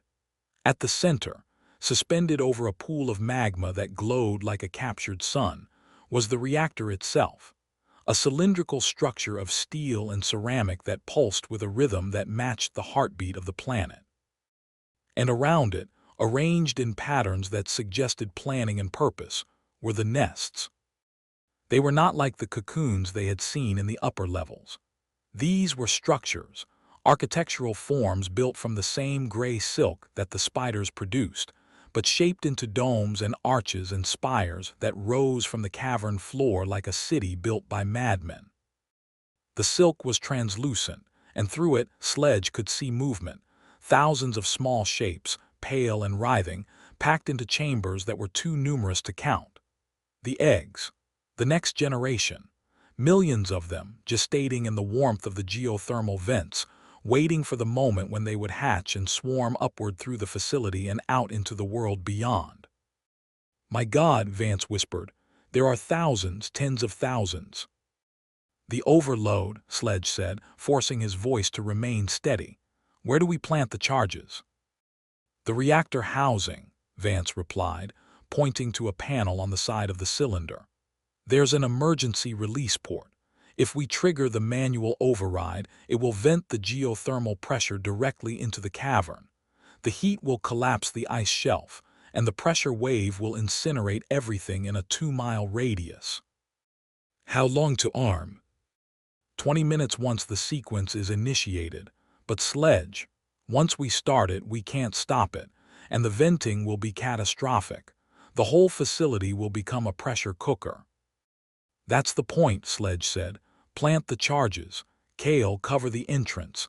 Nothing gets through that door until we're done. They moved to the reactor housing, Vance working with feverish speed to open the emergency panel and access the manual override. Kale positioned himself at the elevator cage, his rotary cannon raised and tracking across the cavern. Sledge stood between them, his rifle sweeping across the nests, his synthetic eye picking up heat signatures that were not the magma below but the living warmth of the eggs, thousands of points of light that pulsed with embryonic life. It was then that he noticed the shapes at the edge of the cavern. They were not eggs. They were too large, too defined, and they were moving with a deliberation that suggested awareness. 3 of them. No, 4. Striders, their pale gray bodies visible against the dark rock, their pincer legs raised and clicking in a rhythm that was almost conversational. But they were not attacking, they were watching. Sledge felt a coldness that had nothing to do with the Antarctic ice. The Striders were not charging, not rushing to defend their nests. They were standing at the edges of the cavern, their eye clusters fixed on the team, their bodies positioned in a semicircle that blocked every route except the one that led to the reactor. It was a pattern he recognized from military tactics, from the way predators like wolves and lions herded prey toward terrain that favored the hunter. "They've been hurting us," he said, the words emerging in a whisper that was barely audible over the hum of the reactor. "They knew we'd come here. They wanted us to come here." "What?" Vance asked, not looking up from the panel. "The Striders, look at them. They're not attacking because they don't need to. They've been driving us toward the core since we entered the facility. The ambush in the vents, the tunnel, the darkness, they weren't trying to kill us. They were steering us, herding us like cattle." "Why?" Kale asked, his voice strained. "Why would they want us down here?" Sledge looked at the nests, at the translucent domes filled with eggs, and he understood. "Because we're fresh. Because the hosts they had are used up, and the new generation needs new incubators. They need us alive. They need our bodies warm and intact when the eggs are implanted." The realization hit them like a physical blow. They were not soldiers on a mission anymore. They were livestock that had walked willingly into the slaughterhouse, following the fence lines that the wolves had built. "Charges are set," Vance said, his voice tight. "Timer is running, 19 minutes and counting." "Then we run," Sledge said, "and we don't stop until we're on that chopper." They sprinted for the elevator, but the Striders moved with a speed that defied their size. The nearest one leaped across the cavern with a single bound, its legs spanning meters in a fluid motion that was almost beautiful in its efficiency. It landed on the elevator cage with a crash that bent the steel, its pincers screeching against the metal as it tore at the bars. "Back," Sledge screamed. "Find another way up." They ran along the edge of the cavern, hugging the wall where the ice was thickest and the footing was most treacherous. The Striders pursued them, not with the frantic energy of predators, but with a patient, inevitable pace, herding them toward a service ladder that Sledge knew was a trap even as he climbed it. But there was no other way. The timer was counting down, and the cavern was filling with steam as the reactor began its prevent sequence, the pressure building in a low whine that grew louder with every second. The ladder deposited them on level 5, a storage level filled with crates and containers that had been arranged in corridors like a maze. The emergency lights were flickering here, strobing red and black in a rhythm that turned the world into a stop-motion nightmare. They ran through the corridors, their shadows dancing ahead of them, their breath coming in ragged gasps that tasted of copper and salt. Behind them the Striders were climbing. Sledge could hear them, the scrape of chitin against metal, the click of pincers on the rungs, the wet hiss of breath that was not mammalian. The sounds were getting closer, not because the Striders were faster, but because they were allowing the team to tire themselves, letting them exhaust their reserves of adrenaline and strength before the final strike. "Left," Vance screamed, and they turned down a corridor that was narrower than the others, the crates stacked so high they formed walls on both sides. This connects to the main stairwell. They burst through a door at the end of the corridor and found themselves in the main stairwell, the same one they had descended hours ago. But it was different now. The walls were covered in silk, thick layers of gray thread that had been spun across the steps and the railings, turning the stairwell into a funnel that directed them upward.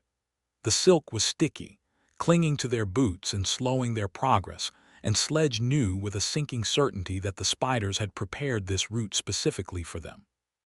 "Keep moving," he roared, tearing his boots free with every step, his rifle slung across his back so he could use both hands to climb.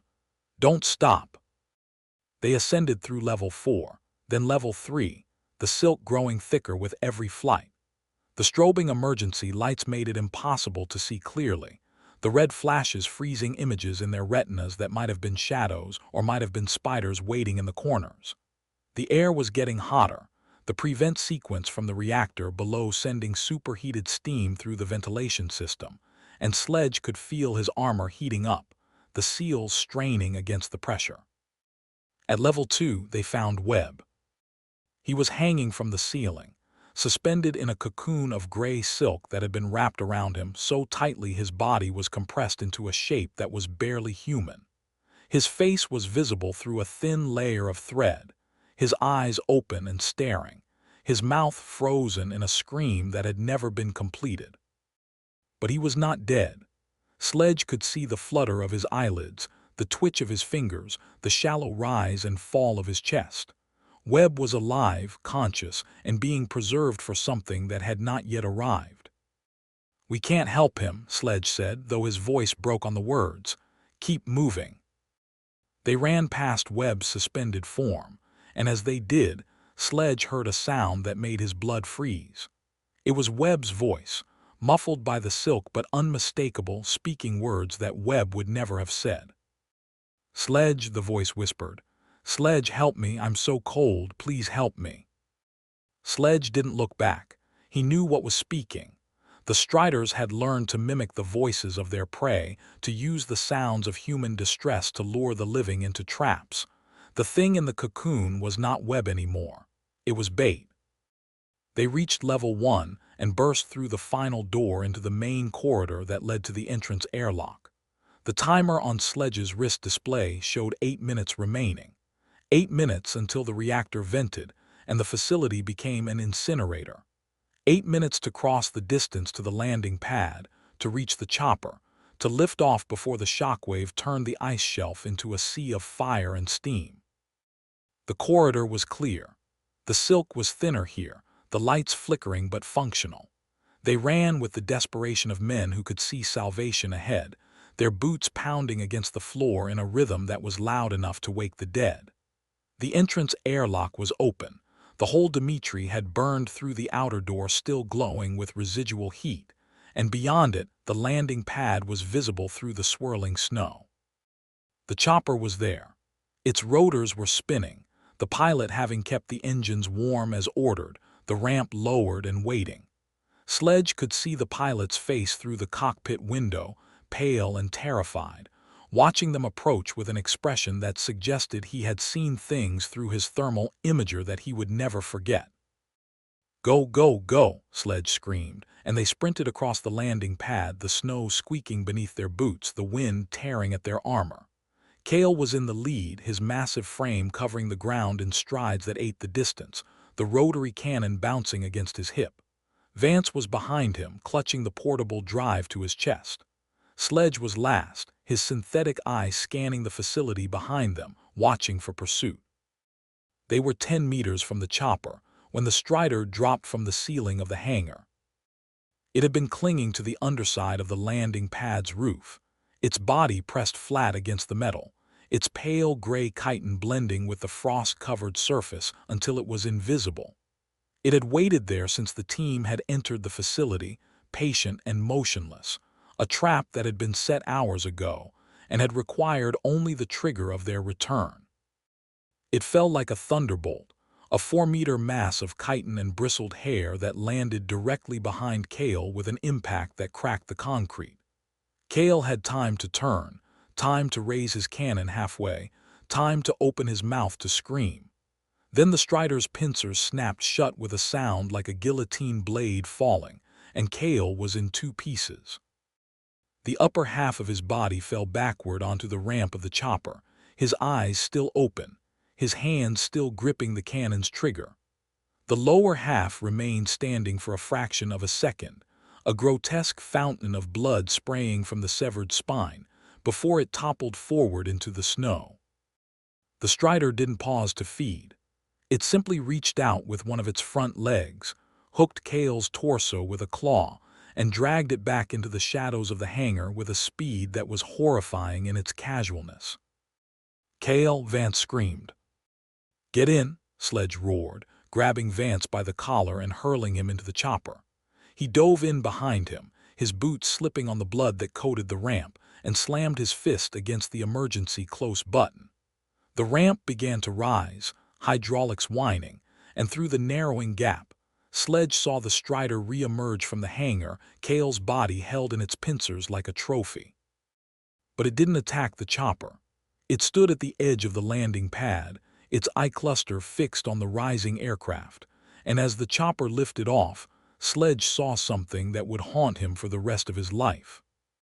The Strider raised one of its pincer legs and pointed, not at the chopper, at the horizon, at the open ocean, at the world beyond the ice. And then the landing pad was falling away, and the facility was shrinking below them, and the timer reached 0. The explosion was not a fireball. It was a white flash, a release of pressure so immense it turned the ice to steam in an instant, creating a shockwave that rippled outward in a circle of devastation. Sledge watched from the chopper window as the facility collapsed inward, the domes imploding, the ice shelf cracking along fault lines that had been stable for millennia. Millions of tons of frozen rock plunged into the cavern below, burying the nests and the eggs and the Striders under a tomb that would last until the end of the world. The chopper banked hard, riding the edge of the shockwave, and then they were clear, flying north over the white expanse of the Antarctic plateau, the ruins of Station Mimir vanishing behind them into a cloud of steam and ice dust that rose like a funeral pyre into the polar sky. Sledge leaned back against the wall of the chopper, his armor still coated in blood and ichor, his synthetic eye flickering with error messages that he ignored. Vance sat across from him, the portable drive clutched in his hands like a prayer book, his face pale and empty. They didn't speak. There was nothing to say. 5 of their team were dead. Cale was dead. And somewhere beneath 40 million tons of frozen rock, a horror that should never have existed had been buried, cauterized, erased. Or so they were told. The debriefing took place in a room that had no windows, no visible doors, and no recording equipment that Sledge could identify. It was a featureless cube of gray concrete and fluorescent lighting, the kind of room that existed in every intelligence facility in the world, anonymous and forgettable by design. He sat in a chair that was too hard and too cold, wearing a uniform that was not his own, his synthetic eye removed for analysis, and leaving him half-blind in a room where the shadows seemed to move with intentions of their own. Vance sat beside him, similarly dressed, similarly hollow. They had not been allowed to speak to each other since their extraction, had not been allowed to contact family or friends, had not even been told where they were. They had been flown from Antarctica to an aircraft carrier in the Pacific, then to a base in Nevada, then to this room, each transition accomplished in the sealed darkness of a transport container that might have been a coffin for all the difference it made. The analyst sat across from them, though Sledge still couldn't see his face. The man was a silhouette against the fluorescent lights, a shape that spoke with the same modulated voice they had heard in the Greenland hangar. "Your actions have been classified as heroic," the analyst said. "The facility has been sterilized. The threat has been contained. You will be decorated in a closed ceremony, and your service records will reflect a successful counterterrorism operation in an undisclosed location. You will receive hazard pay, full medical benefits, and a pension that will make you wealthy men. In exchange, you will never speak of what you saw at Station Mimir to anyone, under any circumstances. The threat is not contained, Sledge said. His voice was a rasp, his throat dry from days of silence. The Striders were intelligent. They were planning. They pointed at the ocean. They knew we were leaving. They wanted us to leave. The creatures beneath the ice shelf are dead, the analyst said, his voice unchanging. The thermal event incinerated everything in a 2-mile radius. Satellite imaging confirms complete destruction of the facility and all organic material within it. Satellite imaging, Vance said, and there was a bitterness in his voice that surprised even himself. You mean the same satellites that showed you 47 heat signatures that turned out to be nests? The same satellites that missed the Striders until we were already inside? The threat is contained, the analyst repeated. You are dismissed. They were escorted from the room by men in black tactical gear, who did not meet their eyes, and Sledge found himself in a corridor that led to a parking garage, where a car was waiting with keys in the ignition and a plane ticket on the dashboard. He stood in the artificial light of the garage for a long time, breathing air that tasted of exhaust and freedom, and he wondered if he would ever sleep again without seeing Kale's body fall in 2 pieces, without hearing the wet pop of Cho's abdomen, without smelling the salt and copper of a birthing that should never have been possible. Vance found him there, and they stood together in silence, 2 men who had seen the end of the world and had been told it was a training exercise. I'm going to disappear, Vance said. Somewhere warm, somewhere without ice. They'll find you if you talk, Sledge said. I'm not going to talk. I'm going to drink. I'm going to drink until I can't remember my own name, let alone what happened in that place.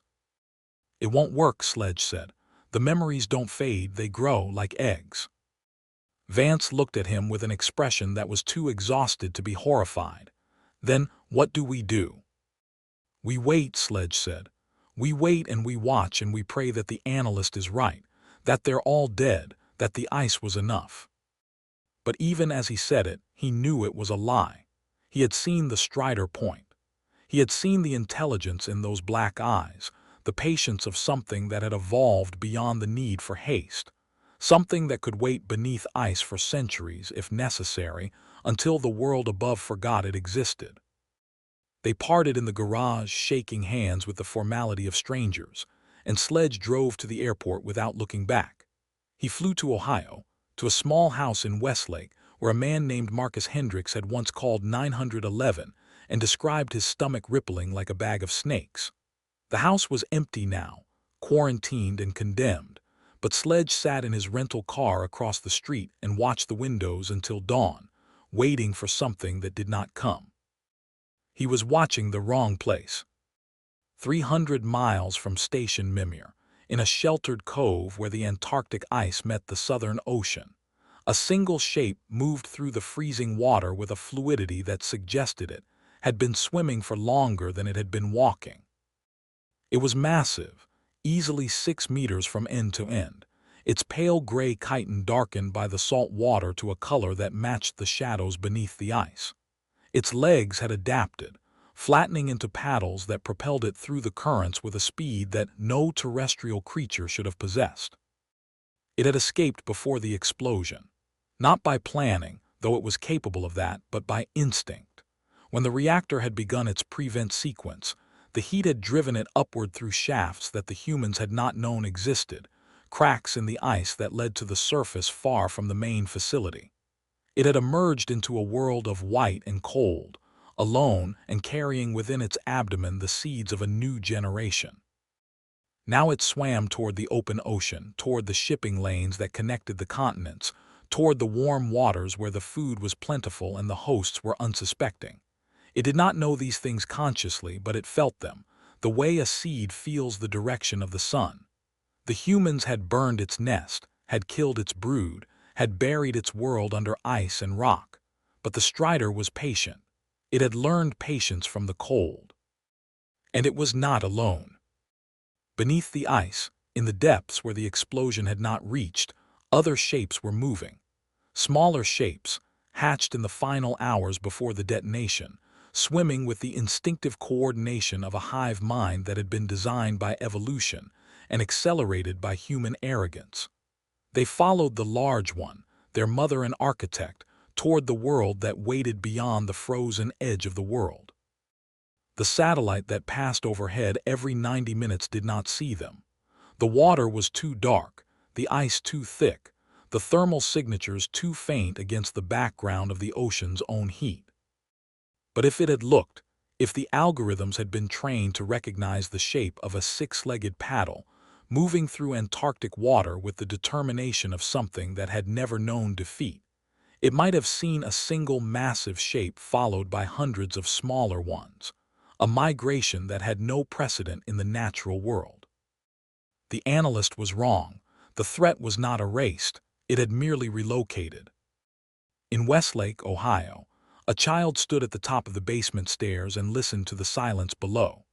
She was 6 years old, with hair the color of corn silk and eyes that were too large for her face, giving her the appearance of a creature that was constantly surprised by the world. Her name was Emily, and she had been told 100 times never to go into the basement, that it was dangerous, that it was full of things that could hurt her. But tonight the basement door was open, just a crack, just enough to let the cold air rise up the stairs and wrap around her ankles like a cat made of ice, and from below she could hear something, not a voice exactly, not a sound exactly, but a presence, a weight in the darkness that suggested something was waiting for her to come closer. She should have called for her mother. She should have gone back to bed. But children are curious, and the darkness has a way of making curiosity feel like courage. Emily descended the stairs one at a time, her small hand trailing along the railing that her father had installed before he went away. She didn't know where her father had gone. Her mother said he was on a trip, a long trip, and that he would be back someday. But Emily had overheard the phone calls, the whispered conversations with doctors and men in suits, and she knew that something had happened to her father's stomach, something that had made him scream before the line went dead. The basement was dark, lit only by the streetlight that filtered through the small window at ground level. The air smelled of salt and old copper, a scent that Emily associated with the beach they had visited once before her father went away. But there was no beach in Ohio, and there was no reason for the basement to smell like the ocean. She reached the bottom of the stairs and stood in the darkness, her heart hammering against her ribs, her breath coming in shallow gasps that she tried to control. The basement was full of boxes, old furniture, things that her mother had stored and forgotten. And in the corner near the water heater, there was a shape. It was large, larger than Emily, larger than her mother, larger than anything that should have been able to fit through the basement window. It was pale gray, almost white in the dim light, and it was pressed against the wall in a posture that suggested it had been waiting for a very long time. Its legs were folded beneath it, 8 of them, each one longer than Emily's arm, and at the front of its body, a cluster of black eyes reflected the streetlight like wet stones. Emily did not scream. She was too terrified to scream. She stood frozen, her small body rigid with a fear that was older than language, and she stared at the thing in the corner as it stared back at her. Then it moved. Not quickly, not with the violence she had expected, but slowly, almost gently, unfolding one leg and extending it toward her in a gesture that might have been offering or beckoning. The tip of the leg was smooth, not clawed, and it stopped inches from her face, close enough that she could smell the thing's breath, a scent like rotting flowers and cold water. "Daddy?" Emily whispered, because in the half-light, in the angle of the leg and the shape of the body, there was something that reminded her of the way her father used to reach for her when she was afraid. "Daddy, why is there a big gray bug in the basement?" The spider did not answer, But from somewhere deep in its thorax, from a structure that had evolved to mimic the sounds of human distress, there came a voice. It was her father's voice, warm and gentle and utterly wrong. "Don't be afraid, sweetheart," the voice said. "Come closer. The eggs are almost ready, and Daddy wants you to meet your new brothers and sisters." Emily took a step forward. Above her in the kitchen, her mother was making tea and did not hear the wet, heavy pop that echoed through the house, nor the silence that followed, nor the sound of tiny feet scurrying through vents that had never been checked, carrying seeds to neighbors, to schools, to the places where children slept and dreamed of fathers who would never come home. The ice had melted, the sieve was broken, and the things that had been caught in it were swimming free. The weighing of the hollow. The first thing Jake noticed wasn't the smell of decay, but the sound of a heavy, wet sliding, like a massive slab of meat being dragged across polished limestone, coming from the room where the scale was supposed to be. He had been standing in the antechamber of the lost Annex, his flashlight beam trembling against walls carved with hieroglyphs that seemed to shift in the peripheral darkness, when the sound reached him. It was a sound that didn't belong in the dry Egyptian air, a sound of moisture and weight, and something organic moving with terrible purpose across stone that had known only silence for 3,000 years. Jake's hand tightened around the grip of his flashlight until his knuckles turned white, and he felt his heart slam against his ribs with a violence that made him dizzy. The air in the Annex was wrong somehow, thicker than it should have been, carrying a charge that made the hair on his arm stand rigid, and his skin prickle with an atavistic warning that screamed at him to run, to flee back up the narrow shaft they had blasted through the limestone, to escape into the blistering desert sunlight where things like this didn't happen and the world still made sense. But Jake didn't run. He couldn't. None of them could anymore, though they didn't know it yet. They were 6 disgraced souls bound together by ambition and desperation, led by a man who had sold his integrity piece by piece, until there was nothing left but the raw, naked hunger for something that could not be bought with money or earned through legitimate scholarship. Dr. Aris Thorne stood at the entrance to the inner corridor, his weathered face illuminated by the cold blue light of his LED lamp, and Jake watched as a smile spread across the older man's features, a smile that spoke of triumph and something darker, something that had festered in the shadows of Thorne's soul for decades. "We've found it," Thorne whispered, and his voice carried in the stillness with an awful clarity, echoing off the ancient stone in a way that made it sound like multiple voices speaking in imperfect unison. "The Hall of Two Truths has an annex, gentleman and lady, a filter, a spiritual sieve designed by priests who understood that not everyone deserves to walk into the afterlife. And somewhere in this chamber waiting for us is the Libation of Ma."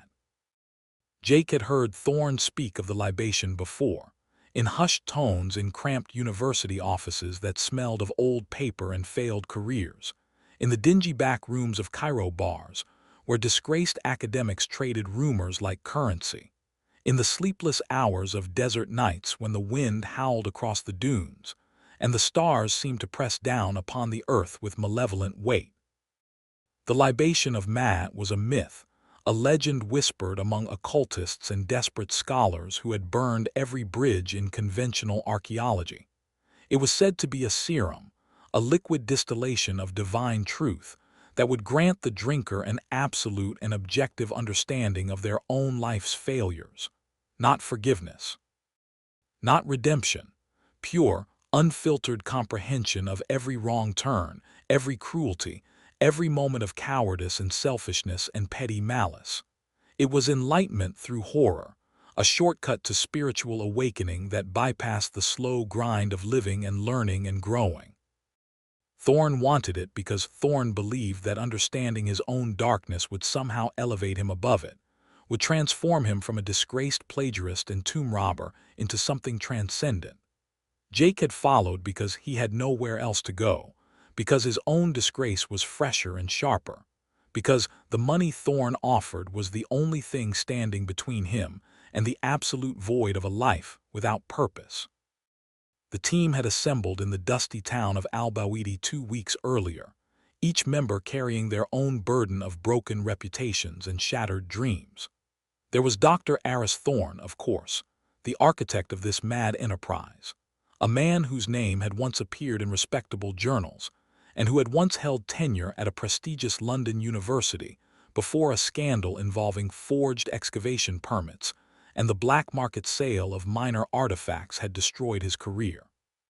There was Marcus Webb, the financier, a venture capitalist who had built a small empire on the backs of exploited laborers in developing nations, a man whose smile never quite reached his eyes and who spoke of ethical archaeology with the same tone he used to discuss quarterly earnings. There was Dr. Ilara Voss, a brilliant but unstable philologist who had been expelled from 3 graduate programs for increasingly erratic behavior and obsessive theories about living texts that responded to human consciousness. There was Cale Morrissey, a quiet technician who had spent years working in remote field stations, a man who spoke little but observed everything with the patience of someone who had learned that the world was full of traps waiting for the unwary. There was Maya Chen, a junior researcher who had somehow found herself attached to Thorne's orbit despite her genuine passion for preservation and her visible discomfort with the moral compromises that surrounded her. And then there was Jake Holloway himself, a former graduate student whose thesis on funerary rites had been spectacularly discredited when it was discovered that he had fabricated data to support his conclusions, a lie that had cost him his advisor's trust, his department's respect, and his own sense of who he was. They had traveled into the western desert under the cover of a fabricated research permit, their equipment hidden beneath tarps and false bottoms, their satellite communications carefully routed through private channels that couldn't be traced. Thorne had discovered the location of the lost Annex through a combination of satellite imagery, illegally obtained surveys from the 1920s, and a cipher he claimed to have decoded from a papyrus fragment that had surfaced on the black market. Jake had his doubts about the cipher. The papyrus had never been independently verified, and Thorne's history of academic fraud made every claim suspect. But there was no denying that something existed beneath the sand and stone. The ground-penetrating radar had revealed a structure too complex to be natural, chambers and corridors arranged in patterns that suggested deliberate architectural planning rather than geological accident. They had blasted the entrance 2 days ago, using a high-frequency sonic drill that Thorne had acquired through channels Jake didn't want to know about.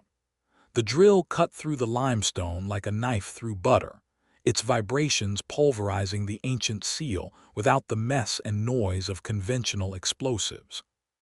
Jake had stood back from the operation, watching as the drill's whine seemed to resonate in his teeth and behind his eyes, and he had felt a profound wrongness in the act.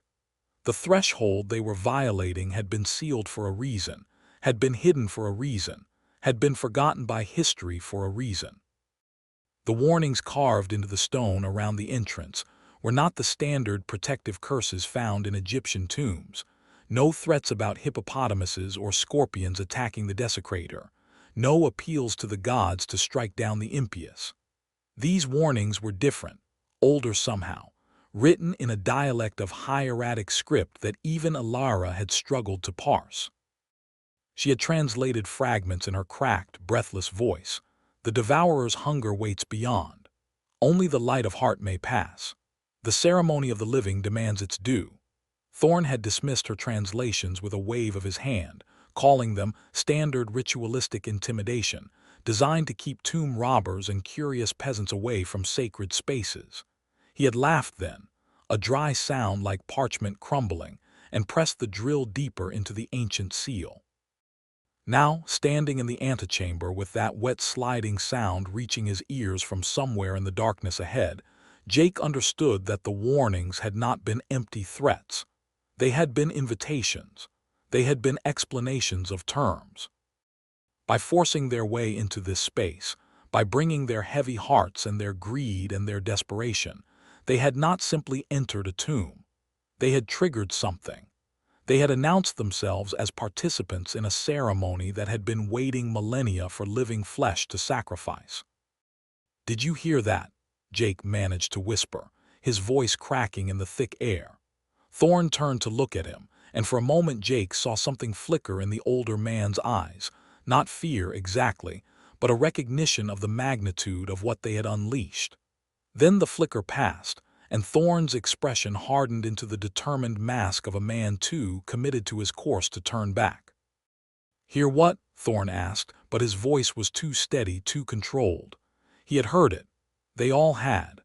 The sound came again, closer now, wet and heavy and deliberate, accompanied by a rhythmic clicking that might have been claws against stone or teeth snapping together in anticipation.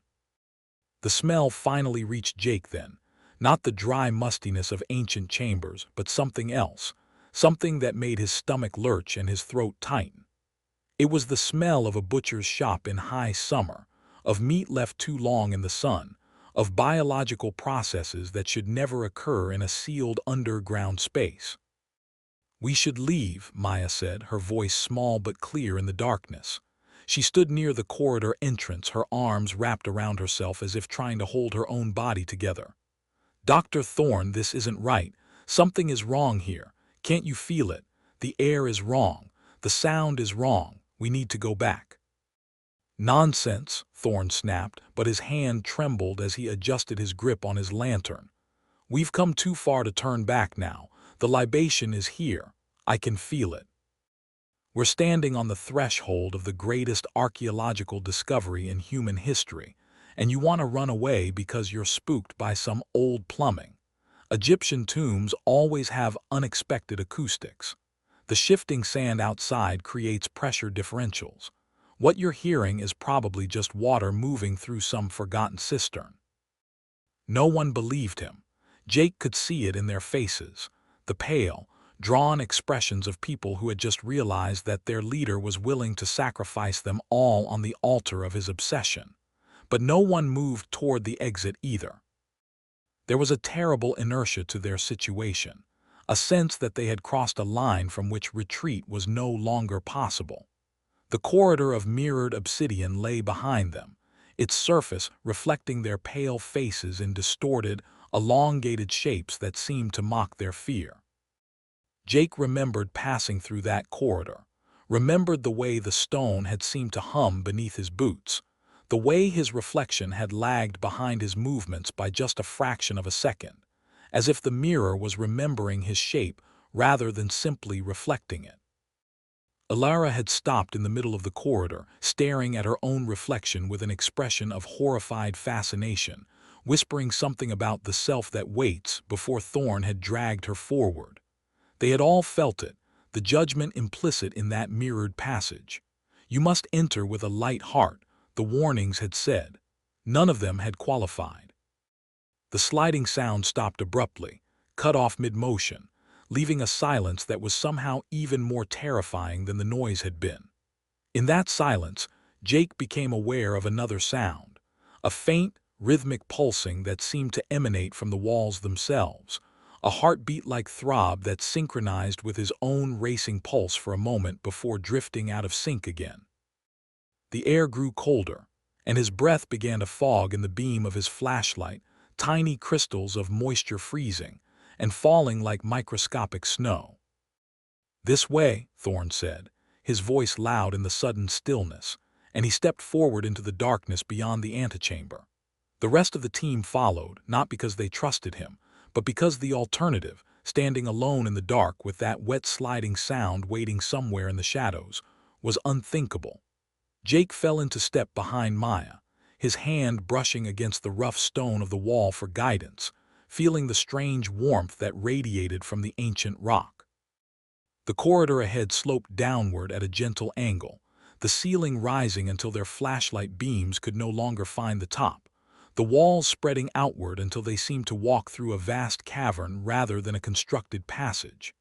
And somewhere ahead, pulsing with that faint, rhythmic light that Thorne had spoken of with such reverence, lay the chamber of the scale.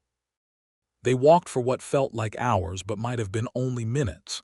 Time moved strangely in that space, stretching and compressing in ways that made Jake's head spin. He found himself counting his steps, losing track, starting over, losing track again. The darkness pressed against his eyeballs with a physical weight, and he began to understand why ancient peoples had feared the dark so profoundly. Not because of what it hid, but because of what it was, this absolute negation of light that seemed hungry for the illumination he carried. His flashlight beam grew weaker as they progressed, the batteries draining at an impossible rate, until he was forced to switch to his backup light, and then his phone's flashlight, each source dimmer than the last. The only reliable illumination came from Thorne's lantern, and from that distant, pulsing glow that grew stronger with each step they took toward it. The chamber opened before them suddenly, without transition, as if they had stepped through an invisible threshold into another world. Jake's first impression was of vastness. The space seemed to extend for miles in every direction, the ceiling lost in darkness far above, the walls curved away from them like the inside of some impossible gourd. And in the center of that impossible space, rising from the polished limestone floor like a natural formation that had somehow grown from the rock itself, stood the scale. It was massive, far larger than any depiction in the archaeological record suggested, its crossbeam spanning what looked like 50 feet, its two pans hanging suspended by chains that seemed to be forged from solidified starlight rather than any earthly metal. The pulsing light emanated from the scale itself, a soft golden glow that waxed and waned in rhythm with that heartbeat sound Jake had noticed earlier, illuminating the chamber with a warmth that should have been comforting, but instead felt obscene, like a smile on the face of something that had no right to mimic human expression. Thorne made a sound that was half sob, half triumph, and broke into a run toward the scale. The rest of the team scrambled to follow, their footsteps echoing weirdly in the vast space, the sounds of their breathing and their panicked movements swallowed by the darkness that crowded at the edges of the golden light. Jake found himself running too, caught up in the momentum of the group, his fear momentarily overridden by the overwhelming strangeness of what they had found. This was real, the scale of justice, the mechanism by which the ancient Egyptians believed the hearts of the dead were weighed against the feather of Ma, the principle of cosmic order and truth. It shouldn't exist in physical form. It was a metaphor, a religious concept, not an actual device. But here it was, humming with power, its pans gently swaying as if disturbed by a breeze that existed only in its immediate vicinity. Thorne reached the scale first, his hands outstretched, his face bathed in that golden glow. "Do you see?" he shouted back at them, his voice cracking with emotion. "Do you understand what this means? The priests didn't just believe in judgment, they built it. They constructed a machine that could actually weigh the soul, actually measure the weight of a life's moral choices. And the libation, the serum that distills truth from the heart's essence, it must be here. It has to be here." He touched the central pillar of the scale, his fingers brushing against the inscribed hieroglyphs that covered its surface. And in that instant, the golden light flared blindingly bright, and the chamber began to change. Jake felt it before he saw it. A sudden shift in pressure that made his ears pop and his sinuses ache, a sensation of the floor tilting beneath his feet, even though his eyes told him he stood on level stone. The walls, those distant curved walls that had seemed so solid, began to recede further, melting into darkness that wasn't merely the absence of light but something more active, more hungry. The ceiling rose until it disappeared entirely, and Jake understood with a sudden, sickening clarity that they were no longer in a chamber at all. They were in a void, an impossible space that existed outside the normal geometry of the world, and the scale was the only fixed point in an infinite sea of darkness. "What did you do?" Alara screamed, her voice pitched high with terror. "Thorne, what did you touch? What's happening?" Thorne stumbled backward from the scale, his face pale in the suddenly harsh light. I didn't, this wasn't supposed to," he was stammering, his academic composure shattered, and Jake saw for the first time the small, frightened man that hid beneath the mantle of intellectual arrogance. The text said the libation would be accessible. They said the scale would reveal it to the worthy. I was just trying to. The sound came again. That wet, heavy sliding, but now it was close, terribly close, and it was accompanied by other sounds. The click of claws against stone, the wet flap of something muscular moving against itself, a low, rumbling growl that seemed to come from multiple directions at once. The golden light of the scale began to flicker, and in the moments of dimness between pulses, Jake saw movement in the darkness beneath the scale's platform. Something was emerging from the shadows, something that had been waiting there for millennia, patient and hungry and absolutely vast. "The Devourer," Maya whispered, and her voice was barely audible over the rising cacophony of wet sounds and clicking and that terrible building growl. Oh God, it's real. The warnings were real. The ceremony of the living, we triggered it. We forced our way in with heavy hearts, and now she's awake. Jake didn't need to ask who she was. Every one of them knew the mythology, had studied it in dusty textbooks and dismissed it as primitive superstition. Ammit, the devourer of the dead, the composite monster who waited beneath the scale to consume the hearts of those who failed the weighing. She was depicted in the ancient texts as a creature with the head of a crocodile, the forequarters of a lion, and the hindquarters of a hippopotamus. A bizarre amalgamation that scholars had always assumed was symbolic, a visual representation of the destructive forces of nature combined into a single terrifying entity. But as the thing beneath the scale continued to emerge, Jake understood that the ancient artists had been working from life, trying to capture in their carvings and paintings a horror that defied easy categorization, a biological nightmare that had never evolved in any natural ecosystem, but existed nonetheless, coiled in the dark spaces between human understanding and cosmic truth. The crocodile jaws emerged first, massive and pale, the skin glistening with some internal phosphorescence that made them visible even in the flickering darkness. They were easily 6 feet in length from snout to the joint where they connected to whatever lay behind, lined with teeth that curved backward like fishhooks designed to prevent escape. The jaws didn't snap or snarl. They simply opened and closed with a terrible, measured rhythm, each closure producing a wet click that echoed in the void. Then came the shoulders, the muscle-bound chest of a lion rendered in proportions that suggested something grown in a place where the laws of physics were merely suggestions. The fur was matted and wet, plastered against skin that rippled with unnatural vitality, and the claws that extended from the massive paws scraped grooves into the limestone floor with casual, terrible strength. Finally, the bulk of the hippopotamus emerged, the gray, crushing mass of hindquarters that seemed to compress the air itself as it dragged into view, skin thick and folded and radiating a heat that Jake could feel from 20 feet away. But the worst part was the eyes. They were positioned where the crocodile's head met the lion's shoulders, 2 pits of absolute blackness that seemed to absorb the golden light of the scale rather than reflect it.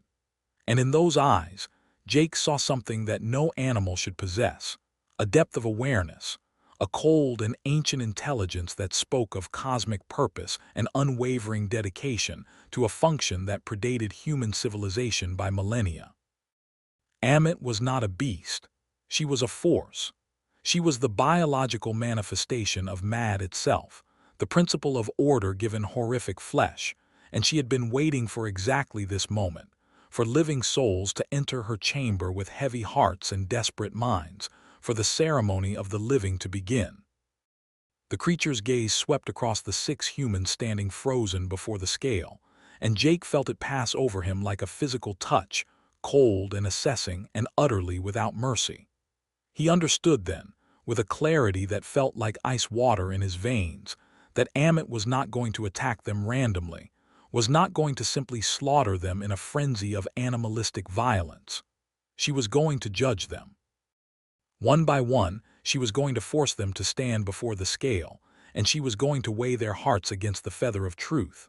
And those whose hearts were found wanting, those whose lives had accumulated too much darkness, too much cruelty, too much selfishness, would not merely die.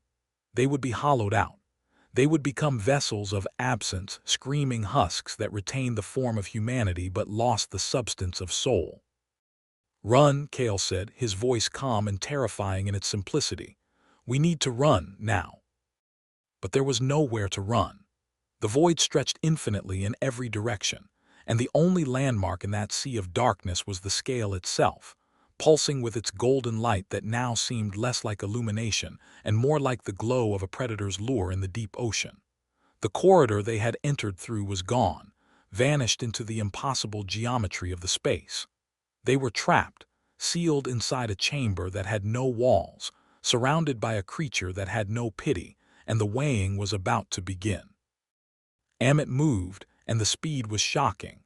For a creature of such bulk, such terrible mass, she flowed across the limestone with a fluidity that seemed to violate the principles of momentum and inertia. One moment she was beneath the scale, coiled and waiting.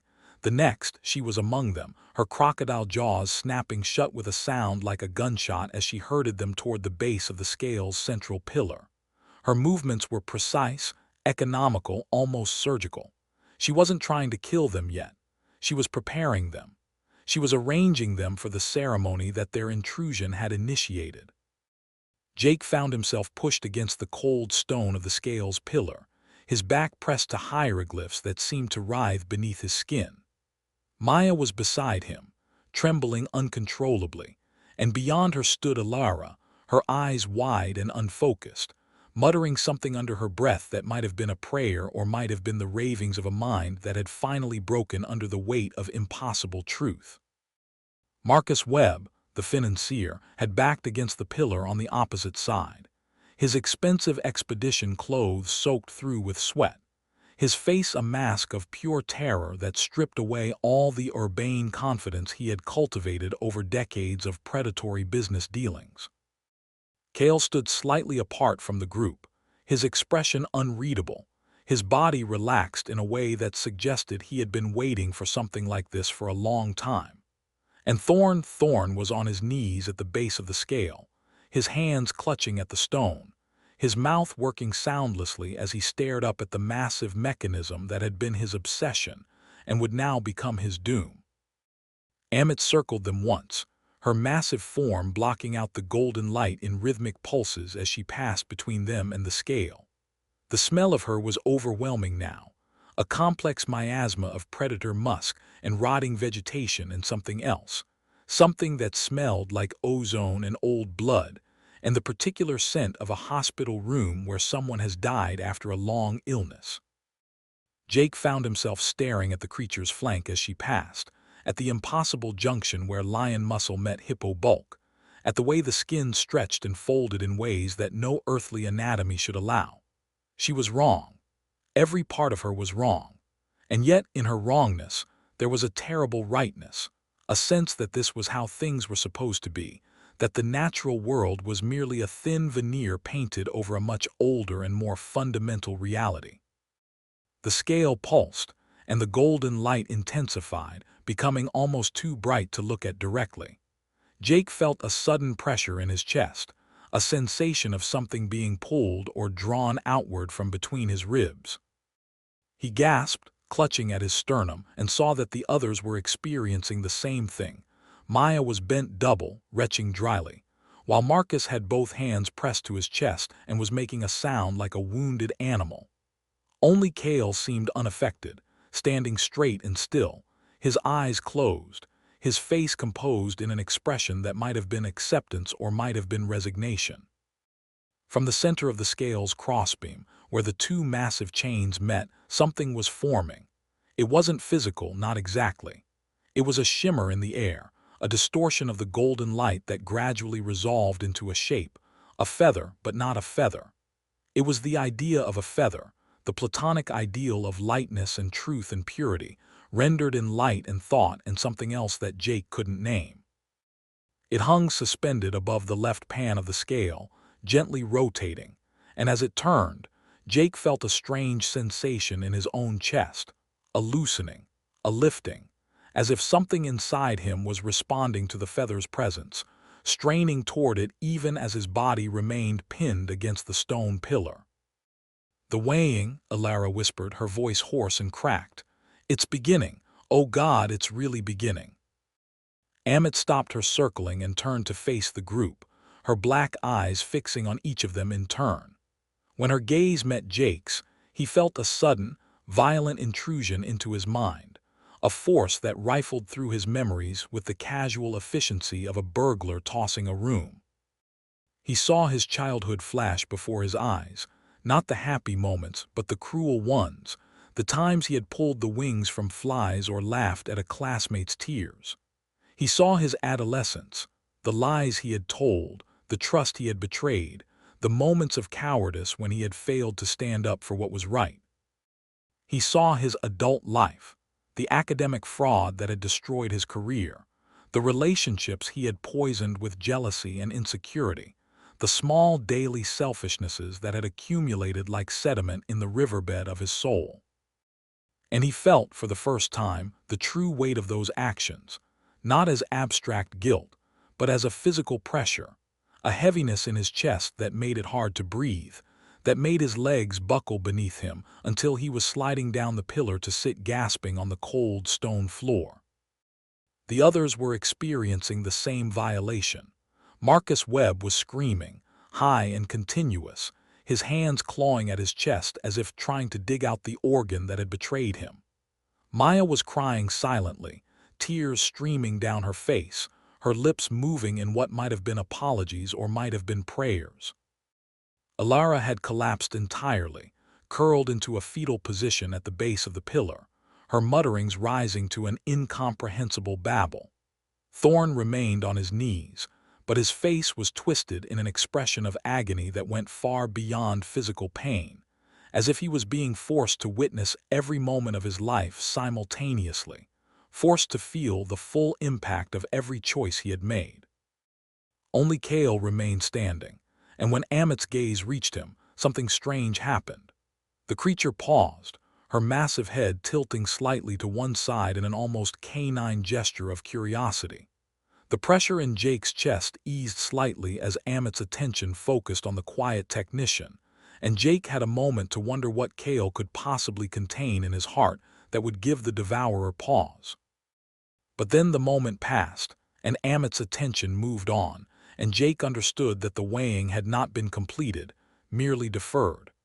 The creature was sorting them, assessing them, deciding who among them was heaviest with guilt and who might be light enough to escape the first culling. The feather of Ma continued to rotate above the left pan, and Jake watched in sick fascination as the right pan, the pan where the hearts would be placed, began to glow with a different light, a deep red illumination that pulsed in counter-rhythm to the golden feather. The scale was ready. The ceremony was prepared. And Ammit, the devourer, the biological manifestation of cosmic order, had chosen her first participant. She turned her massive head toward Marcus Webb, and the financier's screams rose to a pitch that made Jake's ears ring. Webb tried to run, tried to push away from the pillar and sprint into the darkness of the void, but Ammit moved with that terrible, impossible speed, one massive paw lashing out to pin him against the stone. The claws didn't pierce him. Jake saw the precision in the creature's movements, the control that spoke of millennia of practice. But the pressure was enough to hold him immobile, enough to force the air from his lungs in a whooshing gasp. "No," Webb managed to choke out. "No, please, I have money, I can pay, I can give you anything, just don't, please don't."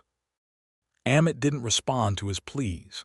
She simply waited, holding him in place, until the scale pulsed again and the mechanism activated. From Webb's chest, drawn by some force that Jake could feel but not see, something emerged. It was his heart, but not the physical organ that pumped blood through his veins. It was the heart of Egyptian mythology, the seat of the soul, the repository of a life's moral weight. It appeared as a shimmering, psychic projection, translucent and glowing with an inner light that revealed the darkness at its core. And it was heavy. Jake could see the weight of it in the way it hung in the air, pulsing sluggishly, its surface marred by shadows that twisted and writhed like living things.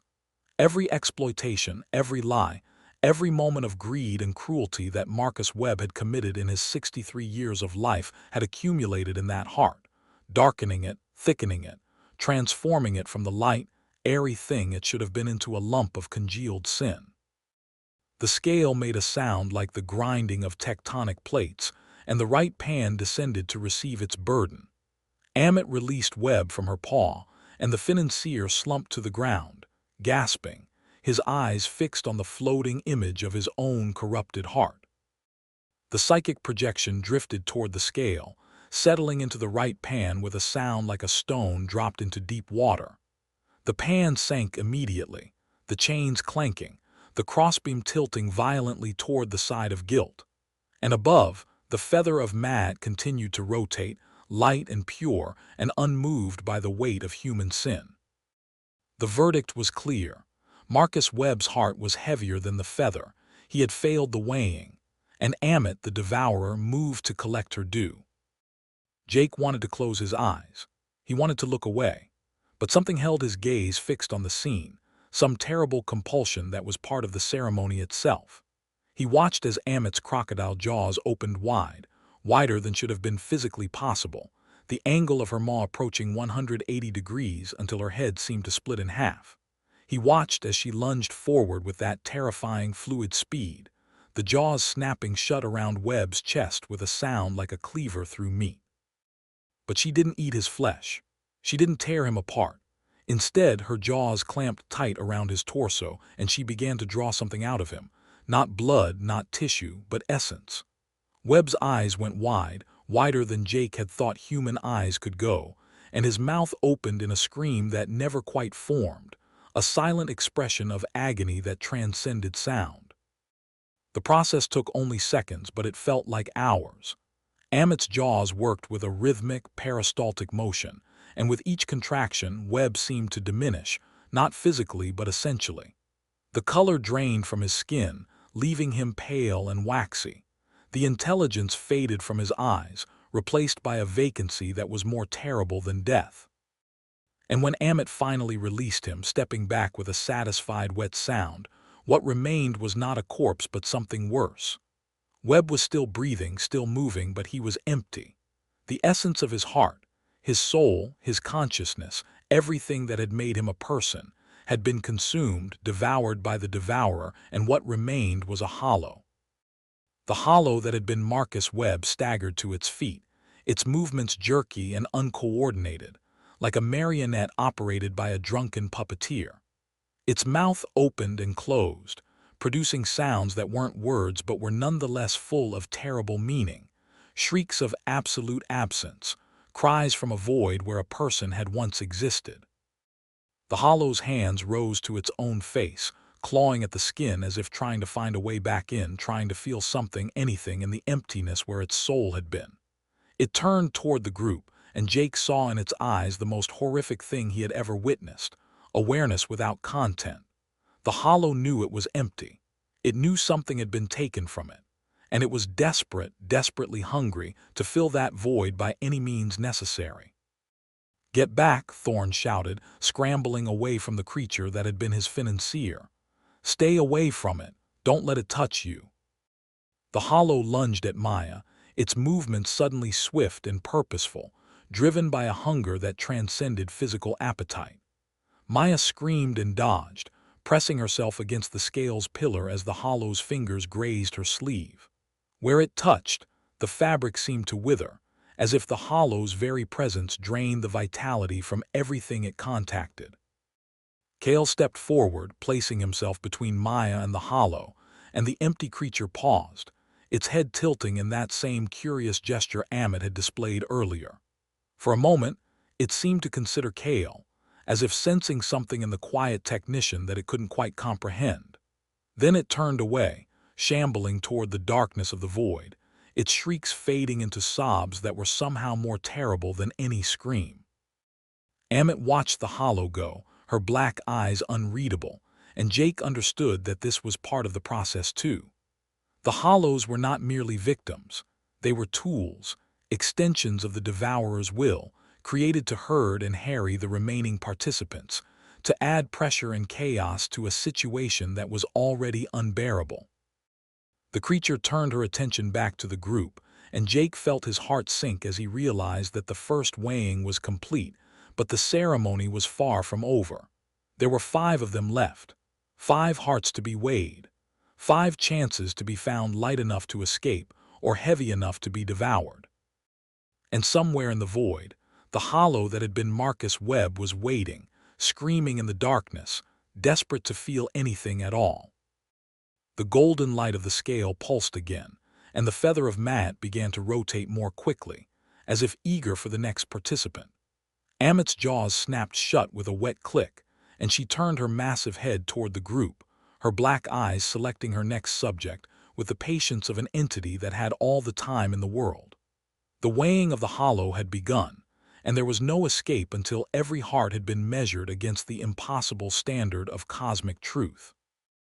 Jake pressed his back harder against the stone pillar, feeling the ancient hieroglyphs press into his skin like brands, and he understood with terrible clarity that the next few hours would be the most horrific of his life, and that, if he survived, he would carry the weight of what he witnessed here for whatever remained of his existence.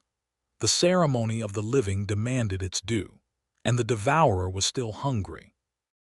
The silence that followed the hollow's departure was not peaceful. It was the silence of a held breath, of a predator's pause between strikes, of the awful stillness that exists in the eye of a hurricane, while the surrounding winds still scream with destruction. Jake could hear his own heartbeat thundering in his ears, could feel the pulse in his neck throbbing against the collar of his expedition shirt, could taste the copper tang of adrenaline that had flooded his mouth and made his tongue feel thick and foreign. The golden light of the scale continued its rhythmic pulsing, casting long, swaying shadows across the impossible chamber, and in the darkness between pulses, Jake imagined he could see movement. The hollow that had been Marcus Webb, lurking just beyond the reach of the light, waiting for its moment to strike again. Ammit stood motionless near the scale's base, her massive form a monument to biological terror, her black eyes tracking each of them with the patient certainty of a creature who had performed this ceremony thousands of times across the millennia, and would perform it thousands more, until the last human heart ceased its beating. "We need to get out of here," Alara said, her voice cracking on the final word. She had pulled herself into a sitting position against the pillar, her arms wrapped around her knees, rocking slightly back and forth in a motion that spoke of a mind attempting to hold itself together through sheer mechanical repetition. "There has to be a way out. The corridor, the entrance, something. We can't just stay here and wait for that thing to do that to all of us." "The corridor is gone," Kale said quietly. He hadn't moved from his position near Maya, his body still angled protectively between the junior researcher and the darkness where the hollow had disappeared. "I looked while it was happening. The walls melted. The geometry shifted. We're not in the Annex anymore. We're not in the desert.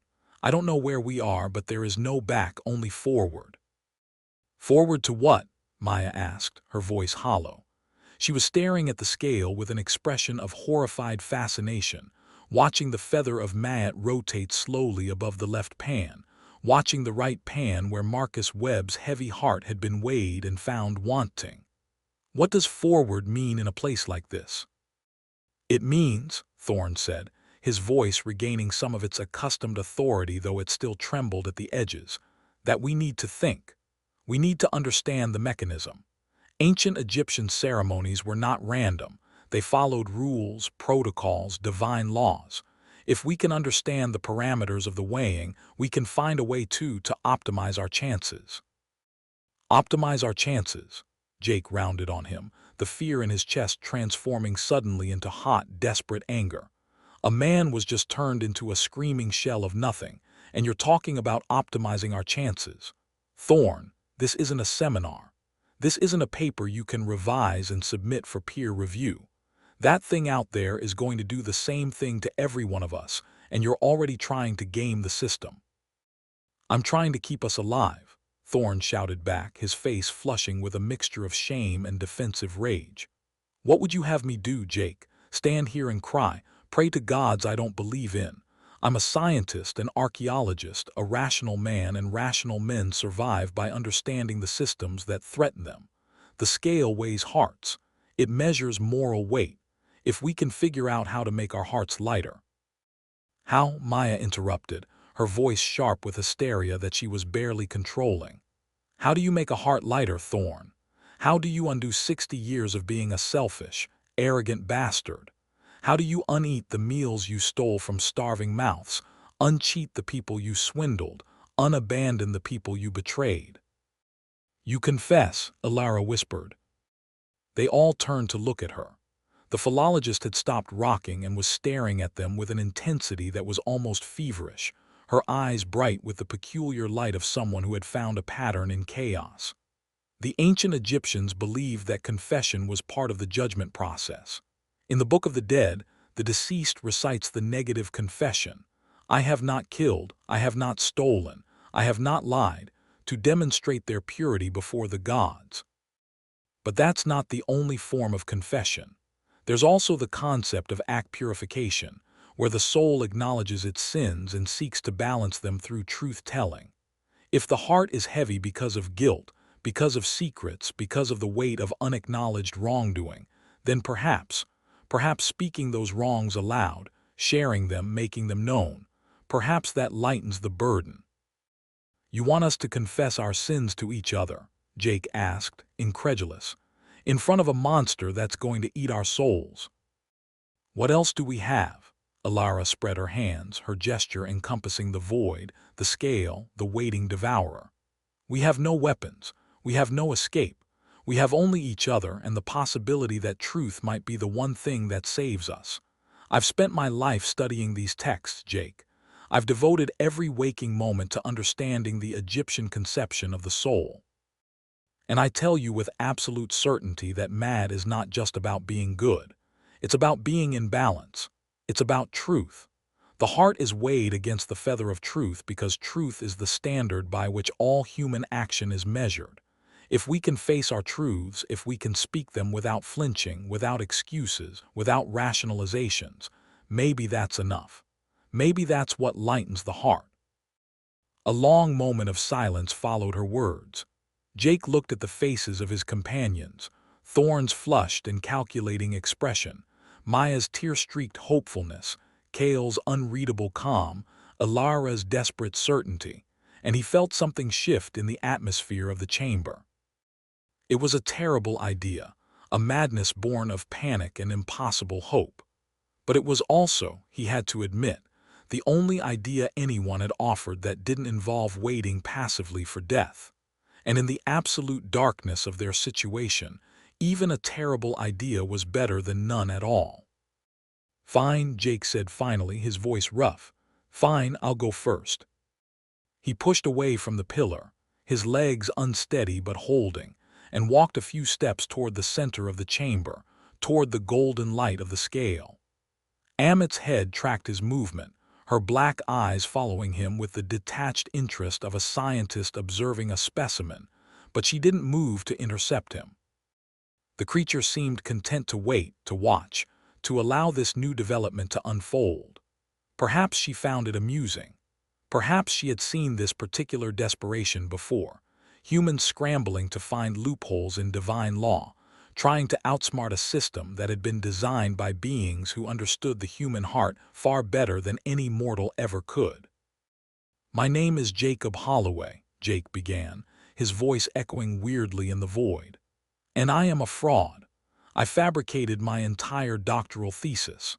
I made up excavation sites, invented artifact provenances, created fake data to support conclusions that I thought would make me famous. I stole credit from colleagues who had actually done the work. I lied to my advisor, lied to my peers, lied to the journals that published my research. And when it all fell apart, when the fraud was exposed, I didn't take responsibility. I blamed everyone else.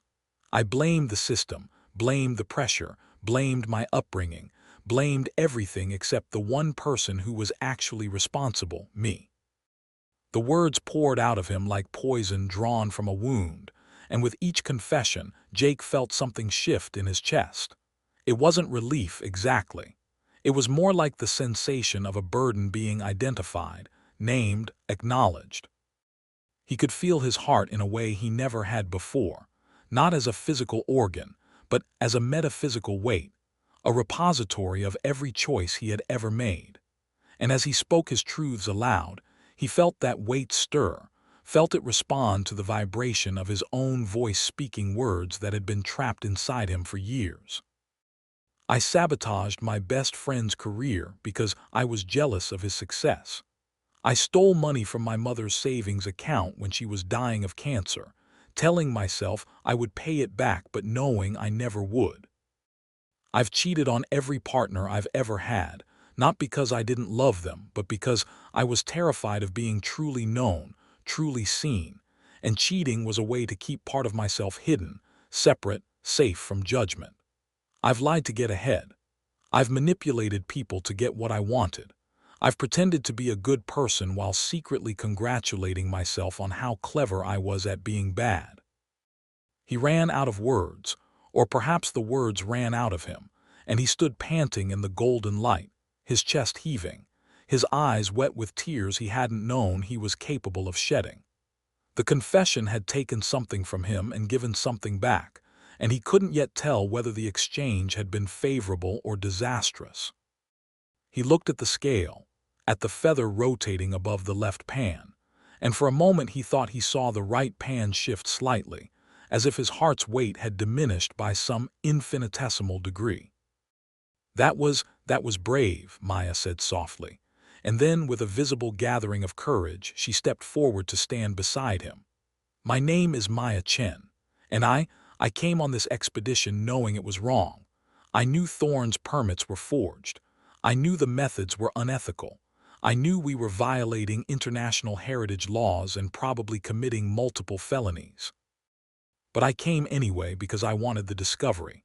I wanted to be part of something big, something that would make my career, something that would make people remember my name. I told myself that I was different from the others, that I would protect the site, that my presence would somehow mitigate the damage. But that was a lie. I was here for the same reason as everyone else: ambition. Selfish, petty ambition." She paused, swallowing hard, her hands clenched into fists at her sides. "And worse than that, worse, I knew about the sonic drill before we left Cairo. I saw the schematics on Thorne's computer when he left me alone in his hotel room. I could have reported it. I could have stopped this before it started. But I didn't. I kept quiet because I wanted to see what we would find. I wanted to be there when the doors opened. And that makes me complicit in everything that has happened here. Marcus Webb is dead, or worse than dead, and it's partly my fault. I could have stopped it, and I didn't." Her confession hung in the air, and Jake saw Thorne's face harden at her mention of the drill, saw the calculation in his eyes as he realized that Maya had known about his plans and hadn't acted. The fractures in their group, always present beneath the surface, were widening into chasms. Trust was disintegrating, and in its place grew suspicion, resentment, the desperate scramble to prove oneself worthy at the expense of others. "I have betrayed every trust ever placed in me," Alara said, her voice carrying a note of theatrical intensity that made Jake wonder how much of her confession was genuine and how much was performance. "I forged credentials to get into graduate programs. I plagiarized research from colleagues who were too dead or too obscure to complain.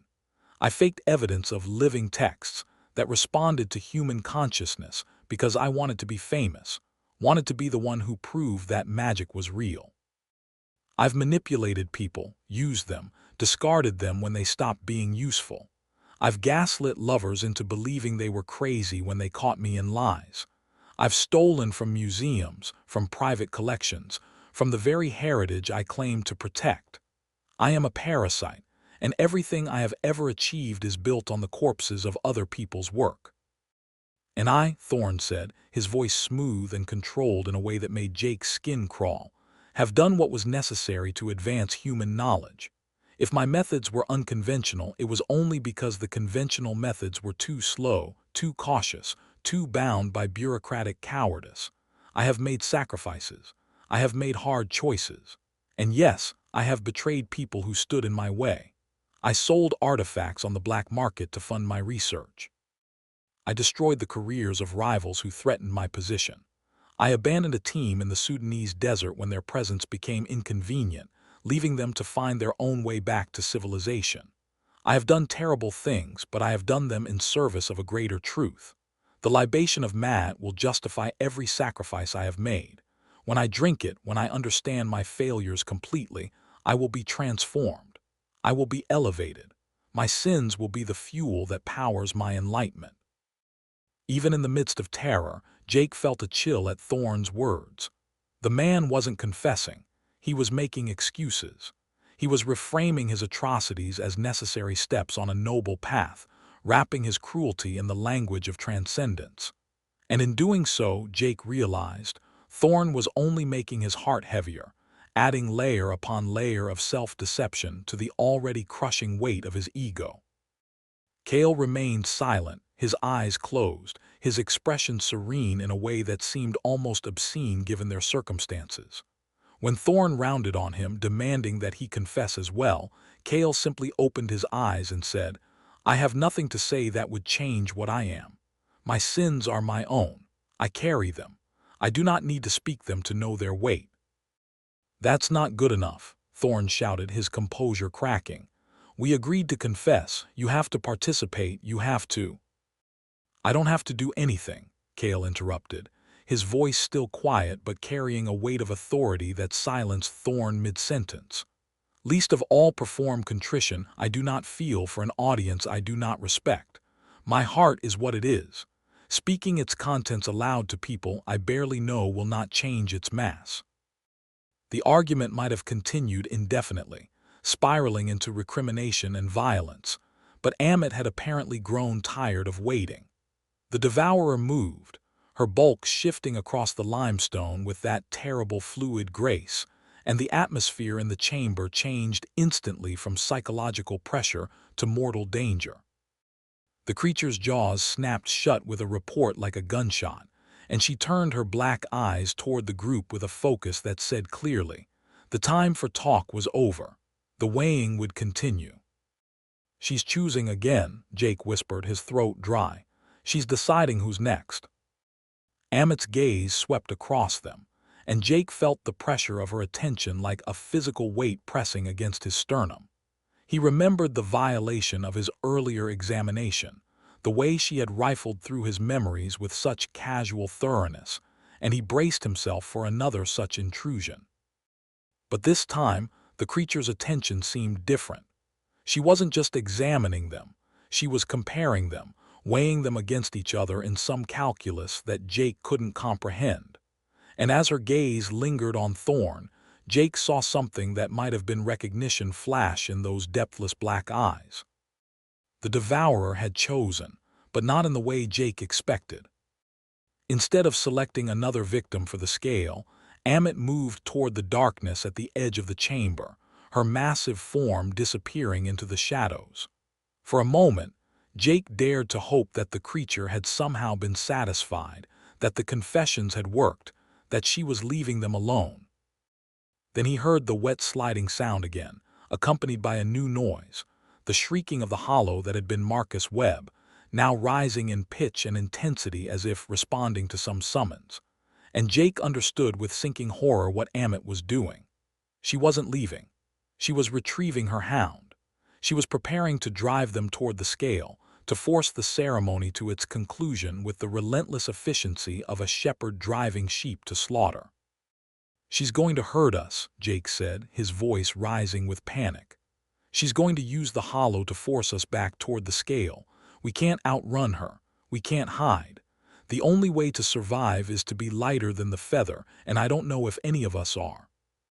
"Then we need to buy time," Thorne said, his voice tight with desperation. "We need to figure out which of us is heaviest and make sure that person is the one who goes next.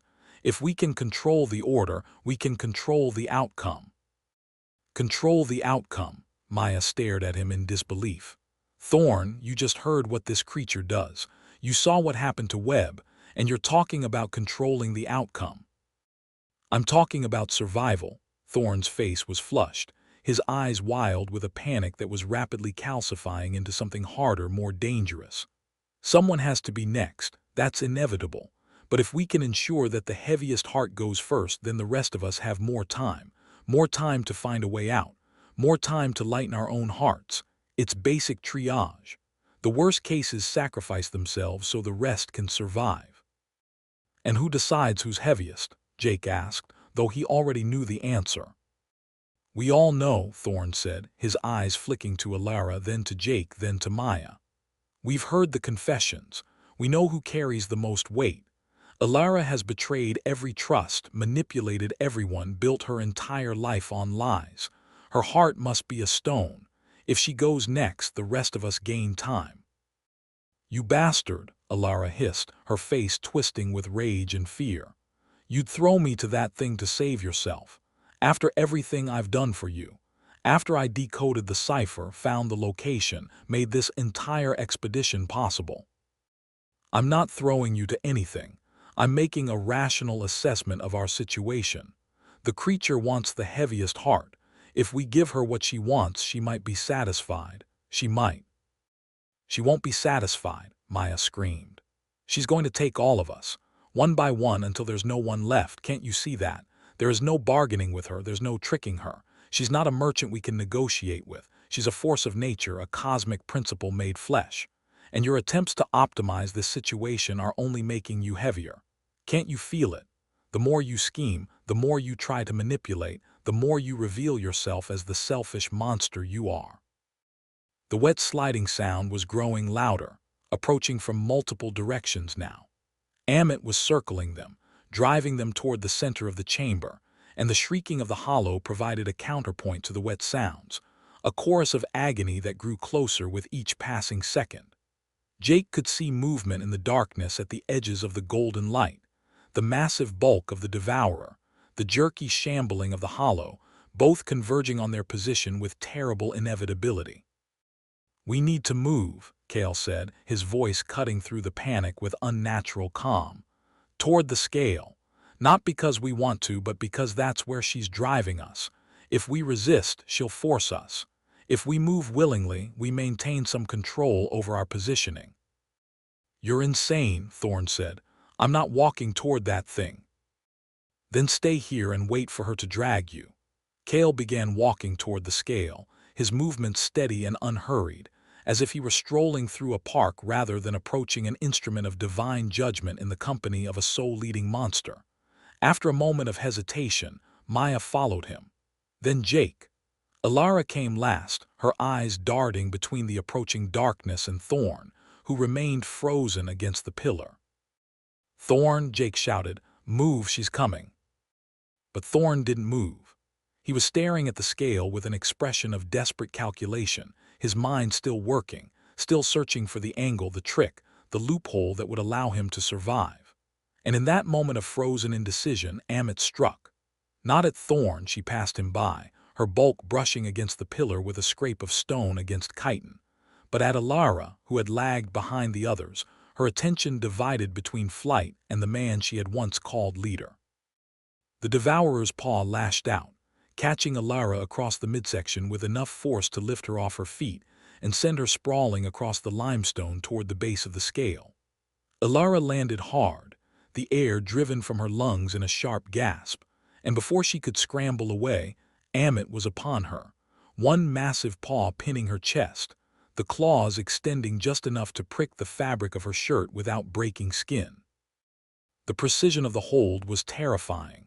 The creature knew exactly how much pressure to apply, exactly how to immobilize without killing, exactly how to position her victim for the ceremony. No, Alara whimpered, her earlier bravado shattered. No, please, I confess everything. I lied, I stole, I betrayed, I'm sorry. I'm so sorry, please.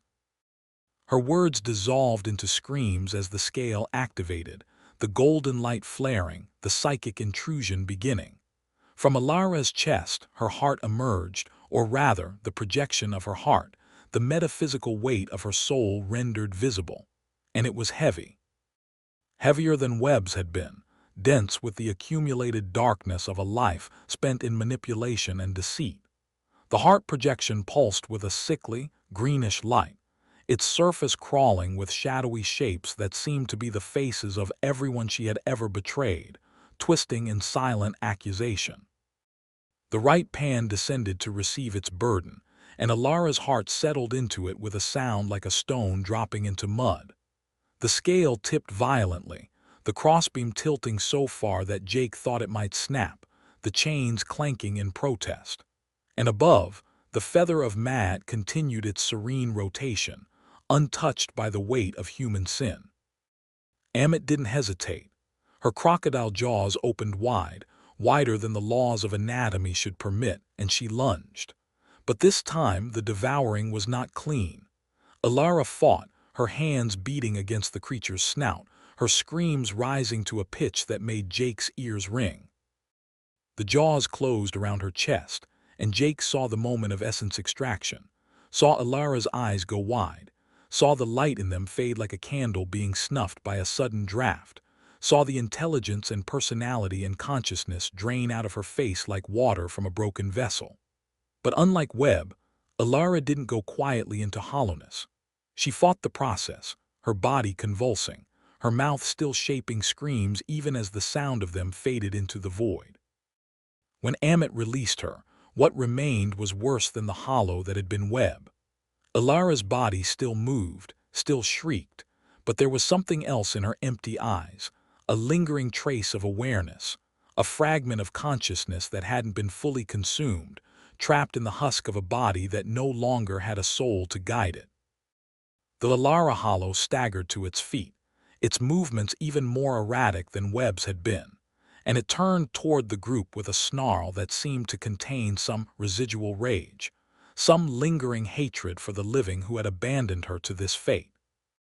Two, Thorne whispered, his face ashen. Two of them now, two hollows. The Alara hollow and the Webb hollow converged from different directions, their shrieks harmonizing into a duet of absolute absence that made Jake's skin crawl. Ammit watched from her position near the scale, her black eyes tracking the hollow's movements with what might have been satisfaction. They were her hounds now, her extensions, driven by a desperate hunger to fill the void where their souls had been, and that hunger made them relentless, tireless, utterly without mercy. "The center," Kale said, grabbing Jake's arm and pulling him toward the space directly beneath the scale's crossbeam. "She won't let them harm us there. That's where the weighing happens. We're safe, relatively safe, as long as we stay in the ceremony zone." They huddled together, the four remaining survivors, pressed back to back in a tight cluster as the hollows circled them. Webb's husk moved with the jerky unpredictability of a broken marionette, while Alara's retained some of her former grace, her movements fluid and predatory even without a mind to guide them. They were testing the boundaries, Jake realized, probing the invisible line that Ammit had established around the scale. And sooner or later, one of them would make a mistake, would step too far, would be snatched by those clutching hands and subjected to whatever terrible thing the hollows did to the living in their desperate attempt to feel again. "She's saving the heaviest for last," Thorne said, his voice barely audible over the shrieking. "She's working her way up. Webb was bad, Alara was worse. That means one of you is next, one of you three." "Or you," Maya shot back. "Have you considered that, Thorne? Have you considered that your rational assessments and your optimization and your willingness to sacrifice everyone else to save yourself might make you the heaviest of all?" Thorne's face went pale, and Jake saw something flicker in his eyes, not fear exactly, but the dawning realization that Maya might be right. Thorne had spent his entire life believing that his intellect, his ambition, his superior understanding of systems and mechanisms would always allow him to find the winning strategy. But Ammit didn't operate according to human logic. She weighed hearts, and Thorne's heart, bloated with decades of ego and self-justification, and the casual cruelty of a man who viewed other people as obstacles or tools, might very well be the heaviest in the room. The hollows continued their circling, their shrieks rising and falling in patterns that almost seemed like communication. Jake watched them, his fear slowly transforming into a strange, numb acceptance. He had confessed his sins.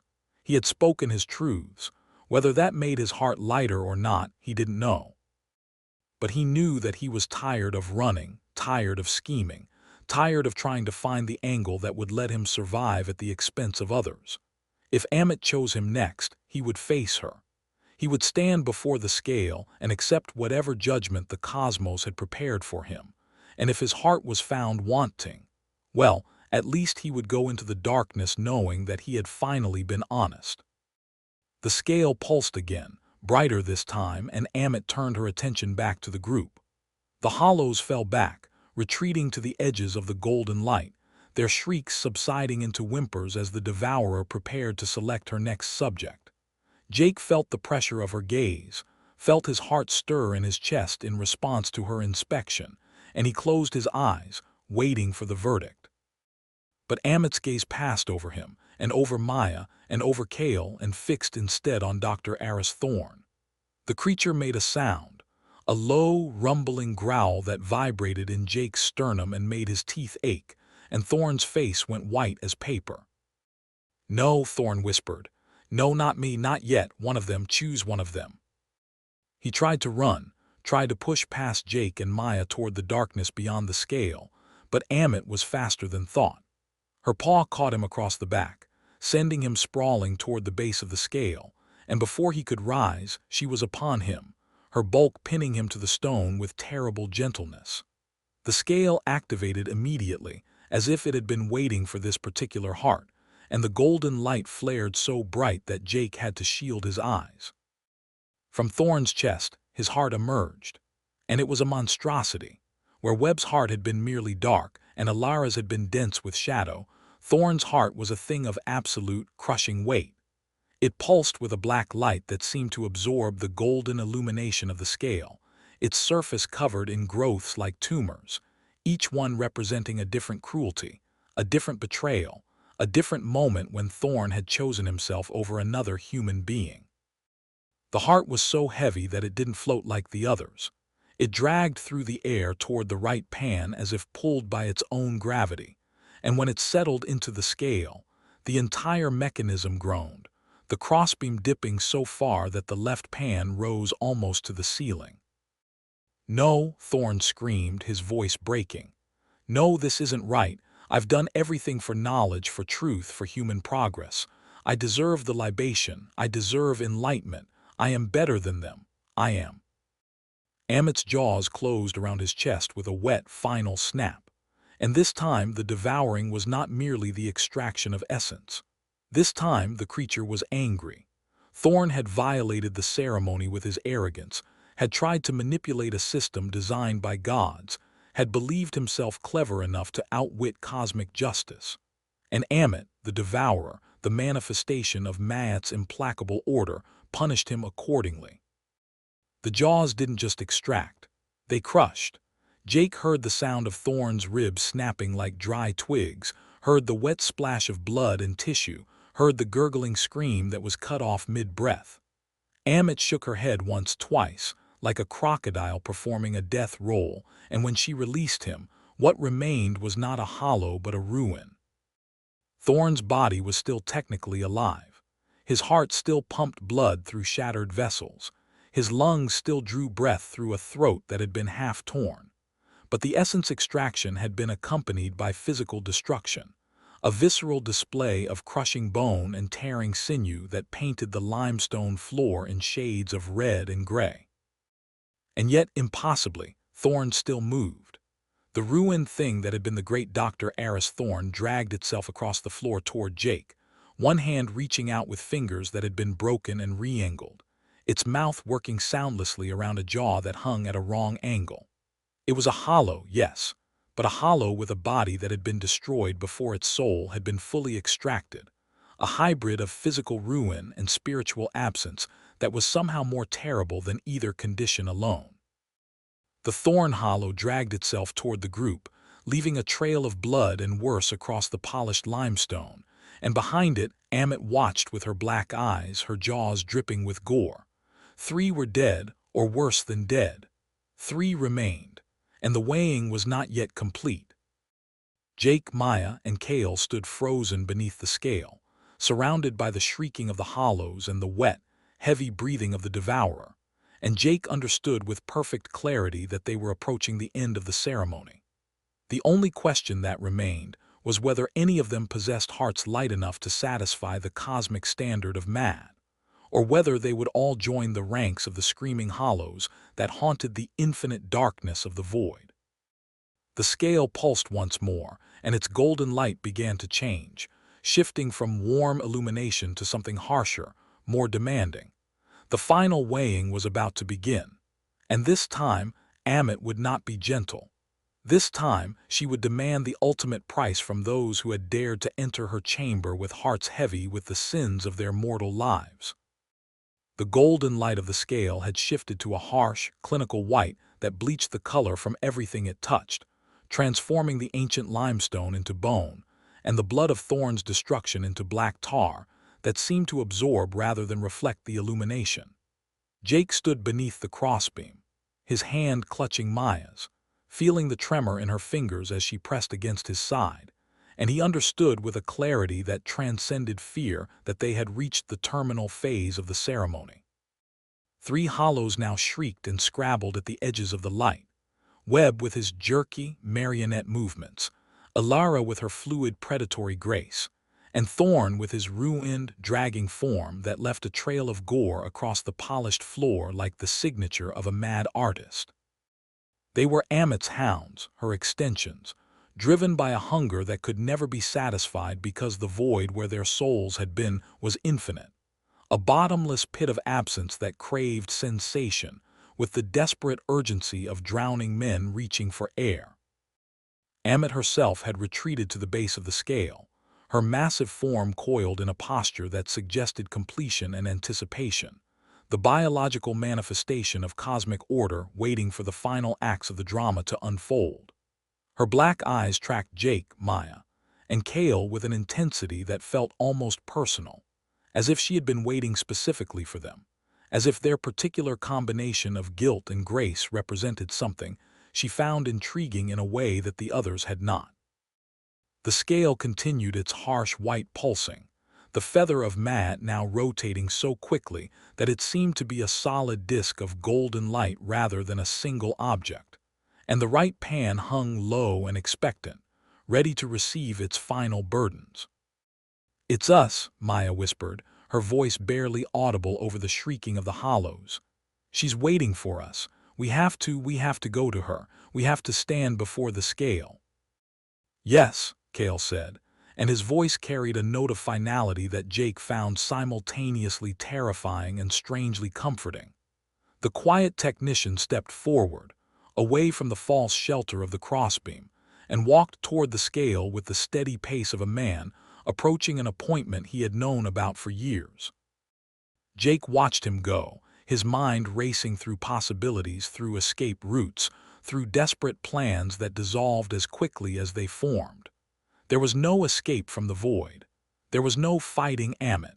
There was only the scale and the feather and the terrible honesty of the weighing. "Come on," Jake said, his voice rough. He squeezed Maya's hand once, a gesture of solidarity in the face of annihilation, and together they followed Kale toward the instrument of their judgment. The walk across the chamber seemed to take forever and no time at all. The void stretched around them, infinite and hungry, and with each step Jake felt the weight of his own heart more acutely, felt it pressing against his sternum like a fist clenched around his lungs. He had confessed his sins. He had spoken his truths aloud in the desperate hope that honesty might somehow mitigate his guilt. But now, approaching the scale with the cold white light beating against his face, he understood that confession was not absolution. Speaking the truth did not erase the truth. It merely acknowledged it. And acknowledgement, while necessary, was not necessarily sufficient. Kale reached the scale first and turned to face them, his back pressed against the central pillar, his face illuminated by the harsh white light. He looked, Jake realized with a start, almost peaceful.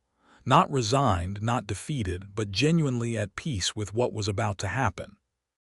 "I've been waiting for this," Cale said, his voice carrying clearly in the strange acoustics of the void. "Not this exact moment, not this specific place, but something like it. A reckoning. A moment when the accumulated weight of a life has to be measured against something larger than personal desire." "What are you talking about?" Maya asked, her voice breaking. "Cale, what did you do? What's in your heart that's making you so calm?" Cale smiled, and it was the first time Jake had seen him smile in the 2 weeks they had traveled together, a gentle expression that transformed his stoic features into something almost beatific. 12 years ago, I was a different man. I was an engineer working for a defense contractor, designing guidance systems for drones.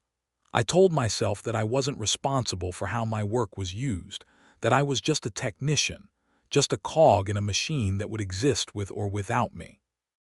I took the money and I closed my eyes, and I pretended that the people on the other end of my algorithms were abstractions rather than human beings. And then one day, a drone struck a wedding party in a village whose name I couldn't pronounce. 47 people died, including 19 children, and the guidance system that directed the missile to its target was one that I had designed. I didn't pull the trigger. I didn't make the decision to strike. But I had built the tool that made the strike possible, and in doing so, I had become complicit in something monstrous. He paused, his eyes distant, looking past them into the darkness of the void. I spent the next 5 years trying to atone. I quit my job. I donated everything I earned to organizations working with the families of drone strike victims. I spent 2 years in a remote village in Afghanistan, helping to rebuild a school that had been destroyed by ordnance. I took this job with Thorne because he promised access to ancient knowledge that might help me understand what I had done, might give me a framework for understanding guilt and redemption that went beyond the inadequate languages of modern psychology and religion. And through all of it, I carried the weight of those deaths. I never tried to forget them. I never tried to excuse myself. I just carried them, because carrying them was the only honest thing to do. The scale pulsed, and Jake felt the familiar pressure in his chest, the sensation of his heart being drawn toward the surface. But this time, something was different.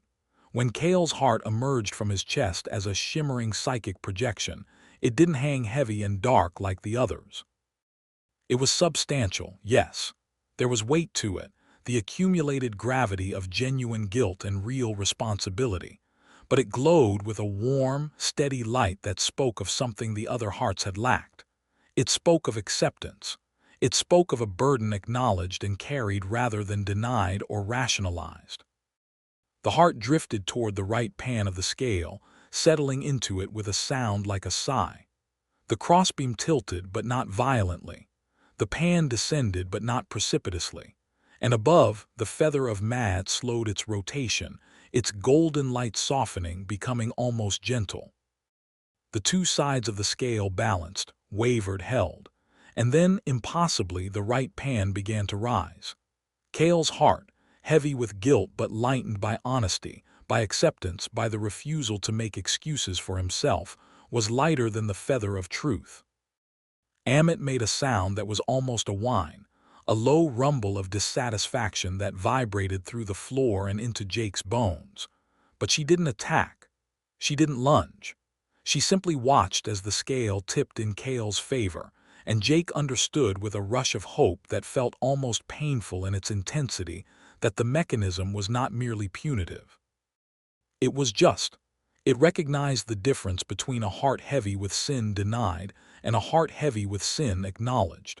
It understood that the path to lightness ran through the valley of truth, not around it. The golden light flared, and a section of the void wall, if it could be called a wall, began to shimmer, resolving into an archway of familiar limestone, an exit, a way back. But Cale didn't move toward it. He turned to face Jake and Maya, his expression grave. "I'm not leaving yet," he said. "Not without you. The ceremony isn't complete until all hearts are weighed. If I leave now, the door might close for the rest of you. We finish this together or not at all." "You're insane," Jake said, but his voice held awe rather than criticism. "You could be free. You could walk out of here right now." And spend the rest of my life knowing I left 2 people to die. Kale shook his head. That's not the kind of lightness I want. That's just another kind of weight wearing a different mask. Maya stepped forward, her hand falling from Jake's grasp, and walked to the scale with a steadiness that surprised Jake almost as much as Kale's calm had. She placed her palm against the central pillar, feeling the warmth that radiated from the ancient stone, and she looked up at the feather of Matt with an expression that was part terror, part hope, and part something else entirely.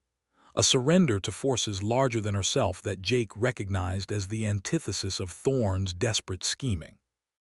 "I'm not innocent," Maya said, her voice clear and steady. "I've done terrible things. I told myself they were justified, told myself that the ends would outweigh the means, told myself that my ambition was actually virtue in disguise. But they're still terrible. I stole research from a colleague and published it under my own name. I sabotaged a dig in Peru because I wanted to be the one to make the discovery. I've lied and manipulated and used people, and I've spent every day since telling myself that I would be better, that I would change, that the next decision would be the honest one. And sometimes it actually was. Not always, not even mostly, but sometimes." She paused, her eyes closing, her breath coming in deep, measured draws. "I came on this expedition because I wanted to protect the site. That was true, even if it wasn't the whole truth. I wanted to make sure that whatever we found was preserved, documented, treated with respect. And when I realized that Thorne intended to steal the libation, to use it for his own ego rather than for genuine understanding, I should have stopped him. I should have destroyed the equipment, burned the maps, done whatever it took to prevent this desecration. But I didn't. I was too afraid of losing my place, too afraid of being excluded, too afraid of returning to a life of obscurity and insignificance. And that fear is the heaviest thing in my heart. Not the ambition, not the jealousy, not the petty cruelties. The fear, the cowardice, the willingness to stand by while something terrible happened because I was afraid of the consequences of acting." Her heart emerged, and Jake saw immediately that it was different from the others. It was lighter than Webb's, lighter than Alara's, certainly lighter than Thorne's monstrous burden. But it was not as light as Kale's. It wavered in the air, its glow uncertain, flickering between the warm, steady light of acceptance and the darker pulsing of guilt still unprocessed. The scale received it, and the crossbeam tilted, but it held. It didn't crash down like the others. It balanced, trembling on the knife edge between salvation and damnation. Ammit rose from her coiled position, her bulk unfolding with terrible grace, and she moved toward Maya with a deliberation that suggested curiosity. The devourer circled the junior researcher, her black eyes fixed on the hovering heart, and Jake saw something in those eyes that he hadn't seen before. A consideration, an evaluation, as if Ammit herself was unsure of the verdict.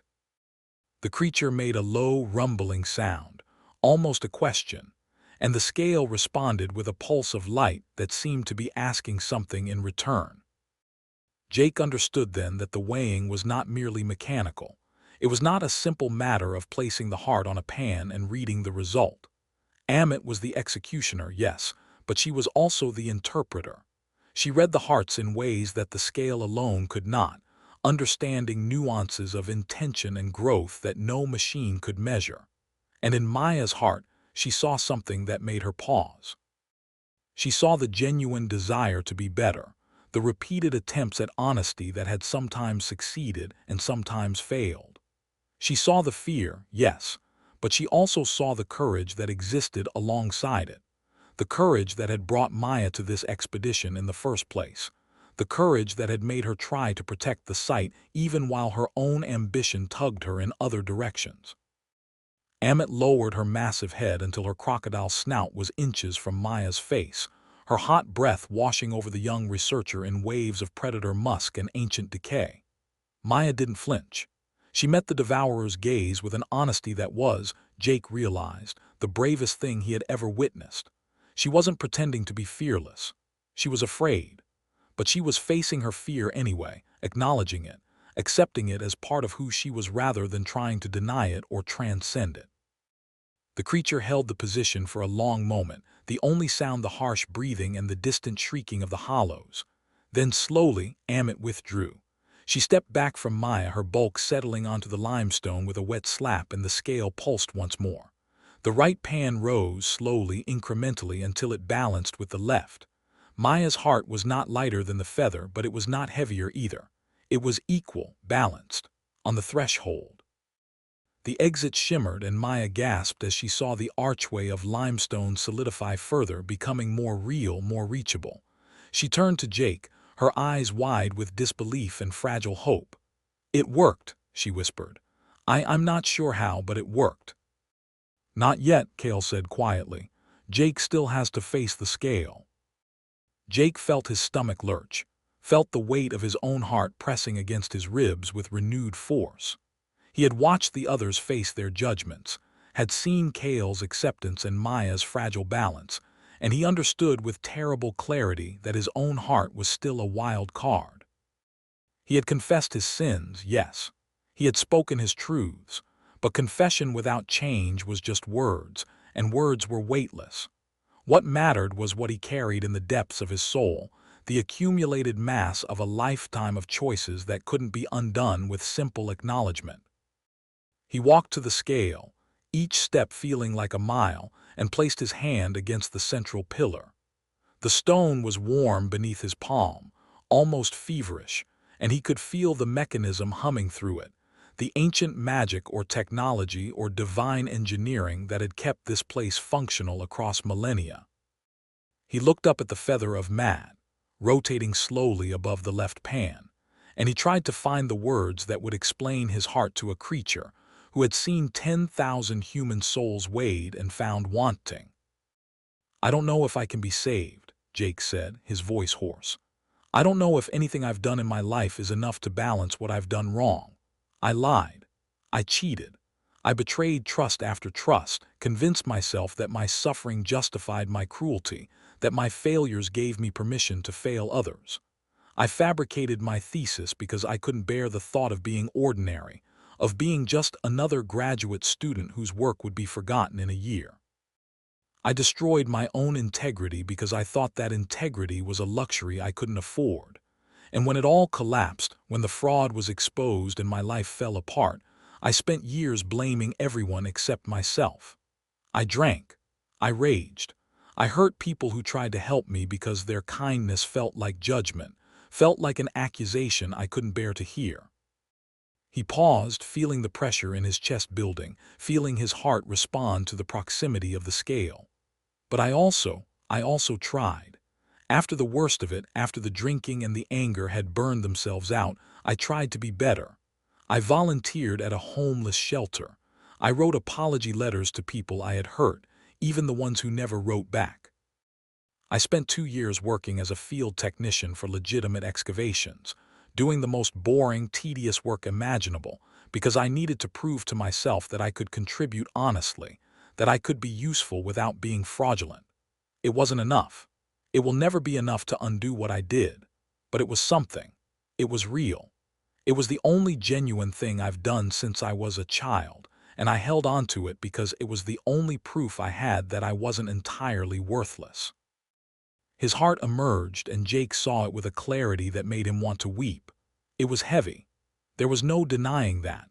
The darkness of his fraud, his cruelty, his self-destruction, was etched into its surface like scar tissue. But there were also threads of light woven through that darkness, thin and fragile but undeniably present. The volunteering, the apology letters, the 2 years of honest labor. They weren't enough to erase the weight of his sins, but they were enough to complicate the picture, enough to introduce ambiguity into a judgment that might otherwise have been simple. The heart settled into the right pan and the scale responded. The crossbeam tilted, the chains clanked, and Jake felt his stomach drop as the right pan descended, his heart dragging it down toward the floor. It was too heavy. He had failed. The darkness outweighed the light, and Ammit would devour him, would hollow him out and send him screaming into the void with the others. But then something shifted. The scale trembled, the crossbeam swayed, and Jake saw that the feather of Ma had stopped rotating. It hung suspended above the left pan, perfectly still, and its light had changed from golden to something else, a pure white radiance that seemed to pierce through the darkness of his heart, illuminating the threads of light that he had almost forgotten existed. The right pan stopped descending. It hovered, trembling at the lowest point of its arc. And then, impossibly, it began to rise. Not because Jake's heart was light. It wasn't. It was still heavy, still burdened, still marked by all the wrongs he had committed. But the scale recognized something in that heaviness that the other hearts had lacked. It recognized that Jake's guilt was not a static thing, not a fixed weight that would never change. It was dynamic, responsive, capable of transformation. The scale saw the potential for lightness even in the midst of present heaviness, saw the direction of Jake's moral trajectory rather than merely his current position. And in that recognition, in that understanding that human beings were not fixed points but processes, the mechanism found its balance. The right pan rose until it matched the left. The feather of Ma resumed its rotation, its light softening back to warm gold. And Jake understood with a depth of comprehension that felt like a physical blow that he had not been judged innocent. He had been judged redeemable. Not saved, not absolved, not forgiven, but worthy of the chance to continue the work of becoming better, worthy of the opportunity to carry his guilt honestly and to transform it slowly over the course of a lifetime into something that might eventually balance the scales. Ammit made her low, rumbling sound again, but this time it was different. There was no dissatisfaction in it, no hunger. It was a sound of completion, of closure, of a ceremony that had reached its intended conclusion. The devourer turned away from the survivors, her massive bulk moving toward the darkness beyond the scale, and as she moved, the void itself began to shift. The infinite darkness contracted, the impossible geometry resolving back into the familiar dimensions of the underground annex. The walls of the chamber reappeared, the ceiling descended, and the polished limestone floor became solid and bounded once more. The three hollows, Webb, Alara, and Thorne, shrieked in unison as the void dissolved around them. Their forms began to blur, to destabilize, as if the only thing holding them together had been the impossible space itself. The Webb hollow dissolved first, its jerky form unraveling into particles of shadow that drifted upward and vanished into the stone ceiling. Alara followed, her predatory grace dissolving into a scream that cut off abruptly as she too unraveled into darkness. Thorne lasted longest, his ruined form dragging itself toward Jake with fingers that clawed at the solidifying floor, his mouth working in silent curses that would never reach their target. Then he too dissolved, his physical destruction and spiritual absence canceling each other out in a final burst of anti-light that left a momentary afterimage on Jake's retinas. The scale dimmed, its golden light fading to a faint glow, and the feather of Ma vanished like a dream upon waking. The mechanism had completed its function. The ceremony of the living was over, and somehow, impossibly, 3 of the 6 intruders had survived. The archway that had shimmered in the void was now a solid passage of rough-hewn limestone, sloping upward toward the distant promise of fresh air and natural light. Jake, Maya, and Kale stood at its threshold, their clothes torn and bloodied, their faces pale with exhaustion and shock, and none of them moved for a long moment.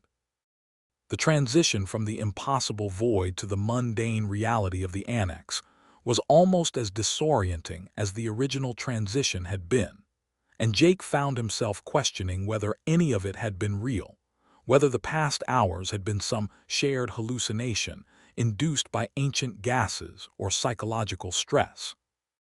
But the memories were too sharp, too detailed, too full of sensory information to be dismissed as fantasy. He could still smell Ammit's predator musk in his nostrils. He could still feel the pressure of the scale's examination in his chest. He could still see the hollow's empty eyes, the devourer's impossible bulk, the golden light of cosmic judgment. It had been real, all of it, and it had changed them in ways that went far beyond the physical. "We should go," Cale said finally, his voice rough with disuse, "before the passage collapses." They climbed, supporting each other when legs buckled and hands slipped on the smooth limestone.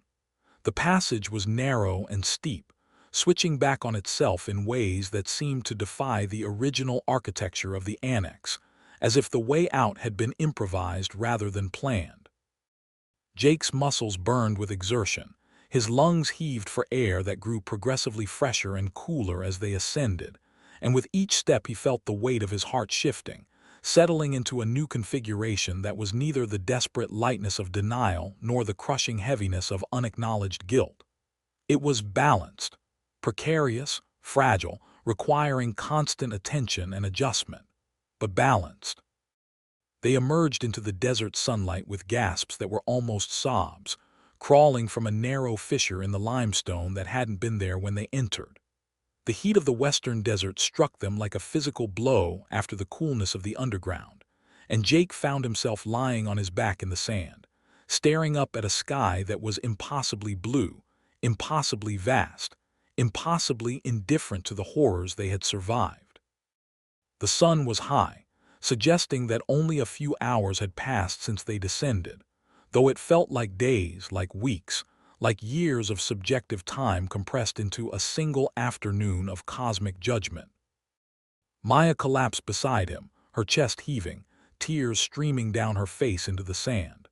Cale sat a few feet away, his knees drawn up to his chest, his eyes closed, his face turned toward the sun with an expression of profound relief that was tinged with something else, sadness, perhaps, or the recognition that survival was not the same as salvation. Behind them, the fissure in the limestone emitted a low grinding sound. Jake rolled onto his stomach and watched as the crack in the rock began to seal itself, sand and dust pouring into the gap from some unseen source, the stone grinding against stone with a sound like teeth chewing. Within minutes, the entrance to the lost annex had vanished, buried beneath a fresh layer of desert sediment that rendered it indistinguishable from the surrounding terrain. The Hall of Two Truths had closed itself again, waiting for the next group of desperate souls to violate its sanctity, the next batch of heavy hearts to feed the devourer's endless hunger. "It's gone," Maya whispered, her voice hollow. "They're gone. Webb, Aris Thorne, they're still in there, or they're nowhere." "They're somewhere," Cale said quietly. "The hollows dissolved when the void collapsed, but that doesn't mean they ceased to exist. The ceremony consumes souls. It doesn't destroy them. Somewhere, in some dimension we can't perceive, the essences of Webb and Alara and Thorne are still screaming, still hungry, still empty." Jake shuddered, the image of the hollow's dissolution replaying in his mind with terrible clarity. He had escaped that fate. Maya had escaped that fate. Cale had escaped. But the price of their survival was the crushing awareness that now lived in their chests alongside their beating hearts. They knew. They knew exactly what they were, exactly what they had done, exactly how far they had fallen from the standard of cosmic truth. The libation of Ma had not been a liquid to drink. It had been the ceremony itself, the forced confrontation with the absolute weight of one's moral choices, and they had consumed it in full measure. They sat in the desert for a long time, too exhausted to move, too overwhelmed to speak. The sun crossed the sky, began its descent toward the western horizon, painting the dunes in shades of orange and red that reminded Jake uncomfortably of the blood that had pooled beneath Thorne's ruined form. Eventually, Cale rose and began to walk toward their abandoned camp, his silhouette small against the vastness of the desert, and after a moment Jake and Maya followed. The camp was as they had left it, the tents still standing, the equipment still neatly arranged, the vehicles still parked in their original positions. It was as if the world above had continued its ordinary functioning while they had been below, fighting for their souls against a creature from the dawn of human civilization. Jake found water in a canteen and drank greedily, the liquid pouring down his throat in a flood that made him cough and splutter. Maya did the same, and then Cale, and then they sat in the shade of the largest tent and stared at each other with the wide eyes of people who had seen too much to ever fully return to normal life. "What do we do now?" Maya asked, her voice small. "What do we tell people?" "We tell them nothing," Cale said firmly. "We tell them that the expedition was a failure, that the site collapsed, that Webb and Alara and Thorne were lost in a cave-in. We never speak of what we saw. We never write it down. We never try to find the entrance again. Because if we do, if we let this knowledge spread, more people will come. More desperate souls with heavy hearts will try to force their way into that chamber, and Ammit will be waiting for them, patient and hungry and absolutely vast." "But the knowledge," Jake protested weakly. "The archaeological significance, the scale, the libation, the truth of what the Egyptians actually believed. We can't just bury it." "We can," Cale said, his eyes meeting Jake's with an intensity that brooked no argument. "And we must. Some knowledge is too dangerous to share. Some truths are too heavy for the human heart to bear. We survived because we were willing to face our own darkness honestly. But most people aren't willing. Most people will do exactly what Thorne did, try to game the system, try to find the loophole, try to use divine truth for personal advancement. And they will fail. They will become hollows, and the world will be a darker place for their passing." Jake wanted to argue. The academic in him, the part that had entered archaeology for the love of discovery and understanding, recoiled at the idea of burying knowledge, of willfully choosing ignorance over truth. But he had seen what happened when ambition met cosmic justice. He had watched Thorne's heart tip the scales with its monstrous weight, had watched the man's ego crush him more thoroughly than any physical blow. And he understood, with a depth that made his chest ache, that Cale was right. Some doors were closed for a reason. Some thresholds were not meant to be crossed. They broke camp that evening, working in silence, each lost in their own thoughts. The vehicle started on the first try, their engines loud in the desert stillness, and they drove away from the site without looking back. Jake sat in the passenger seat of the lead vehicle, Maya drove, and Cale sat in the back, his eyes fixed on the rearview mirror as the site receded into the distance, until it was nothing more than a bump on the horizon, and then nothing at all. They reached Albawidi 2 days later, their story of a cave-in accepted with the weary resignation of officials who had seen too many expeditions end in tragedy. Webb's family was notified. Alara's few distant relatives were contacted. Thorne's disappearance made a minor splash in academic circles before being overshadowed by newer scandals. The world moved on, as it always did, swallowing individual tragedies in the relentless flow of collective attention. But Jake, Maya, and Cale did not move on. Not really. They carried the weight of what they had experienced like stones in their pockets, invisible to others but constantly present, constantly pressing. Jake found himself unable to sleep through the night, waking at odd hours with the sensation of his heart being weighed, feeling the phantom pressure of Ammit's gaze even in the safety of his small apartment in London. He quit archaeology entirely, finding work as a manual laborer, doing construction and landscaping, tasks that left his body exhausted and his mind mercifully blank. He wrote letters to the people he had hurt, the ones he could find, and some of them wrote back, and some of them didn't, and he learned to accept both outcomes as part of the ongoing work of honesty. Maya returned to academia but changed her focus entirely, abandoning field work for archival research, dedicating herself to the preservation of existing knowledge rather than the pursuit of new discoveries. She published a paper on the ethics of archaeological exploration that became surprisingly influential, and she spent her weekends volunteering at museums, teaching children about the importance of respecting the past. She never married, never had children, and when Jake asked her about it once, she said simply, "I don't trust myself enough to raise another human being. Not yet. Maybe someday." Cale disappeared. He left Albawidi without saying goodbye, and Jake never saw him again. He heard rumors, years later, of a man matching Cale's description working in refugee camps in Southeast Asia, helping to rebuild communities destroyed by war and natural disaster. He heard other rumors of the same man in South America, in Africa, in the Middle East, always in places where people were suffering, always doing the most thankless, necessary work. Cale had found his atonement, and he was pursuing it with the same quiet dedication that had characterized his survival in the chamber beneath the Hall of Two Truths. Years passed. Jake grew older, his hair graying, his body thickening with the physical labor that had become his life. He developed a habit of sitting in silence for long periods, simply breathing, simply being present with the weight of his own heart. And in those silences, he sometimes heard things.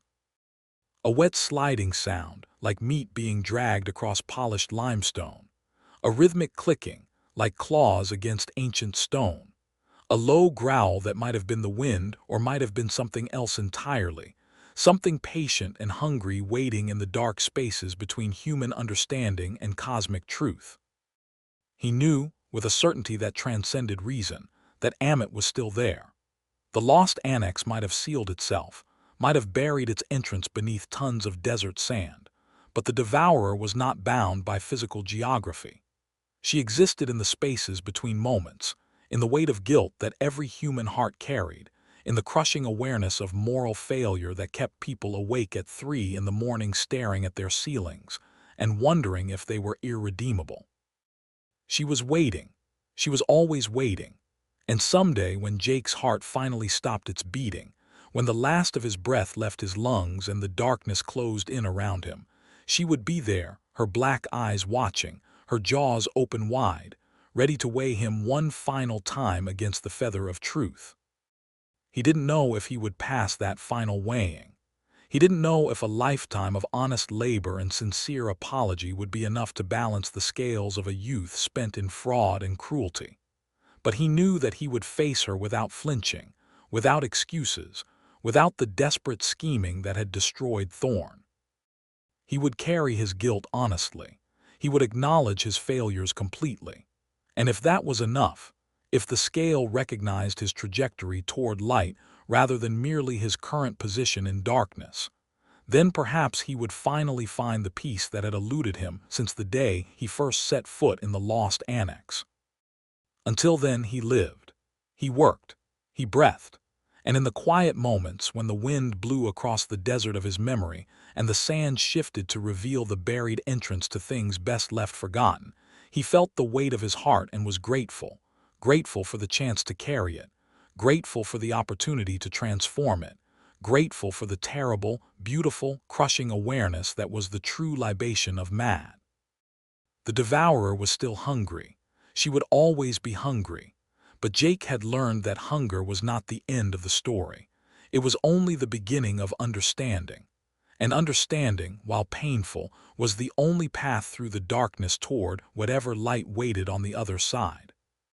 He stood in his small garden on a summer evening, the London sky streaked with orange and purple, and he placed his hand against his chest, feeling the steady rhythm of his heart. It was heavy, yes. It would always be heavy, but it was also, finally, impossibly his own. And in the distance, in the spaces between the falling night and the rising stars, something vast and ancient turned its attention toward the world of the living, its black eyes watching, its jaws wet with anticipation, waiting for the next heavy heart to enter the chamber where the scale was always waiting. The weighing never truly ended. It merely paused between participants, between ceremonies, between the endless stream of human souls that sought to cheat cosmic justice, and found themselves instead transformed into lessons written in the language of screams. Jake went inside, closed the door, and lit a single candle against the darkness. He sat with his heart and his memories and his imperfect, ongoing, desperate hope that tomorrow might be lighter than today. And somewhere in the dark, the devourer waited. She was patient. She had all the time in the world. Thank you for listening to today's stories. If you enjoyed, please leave a like and subscribe, so you don't miss the stories yet to come.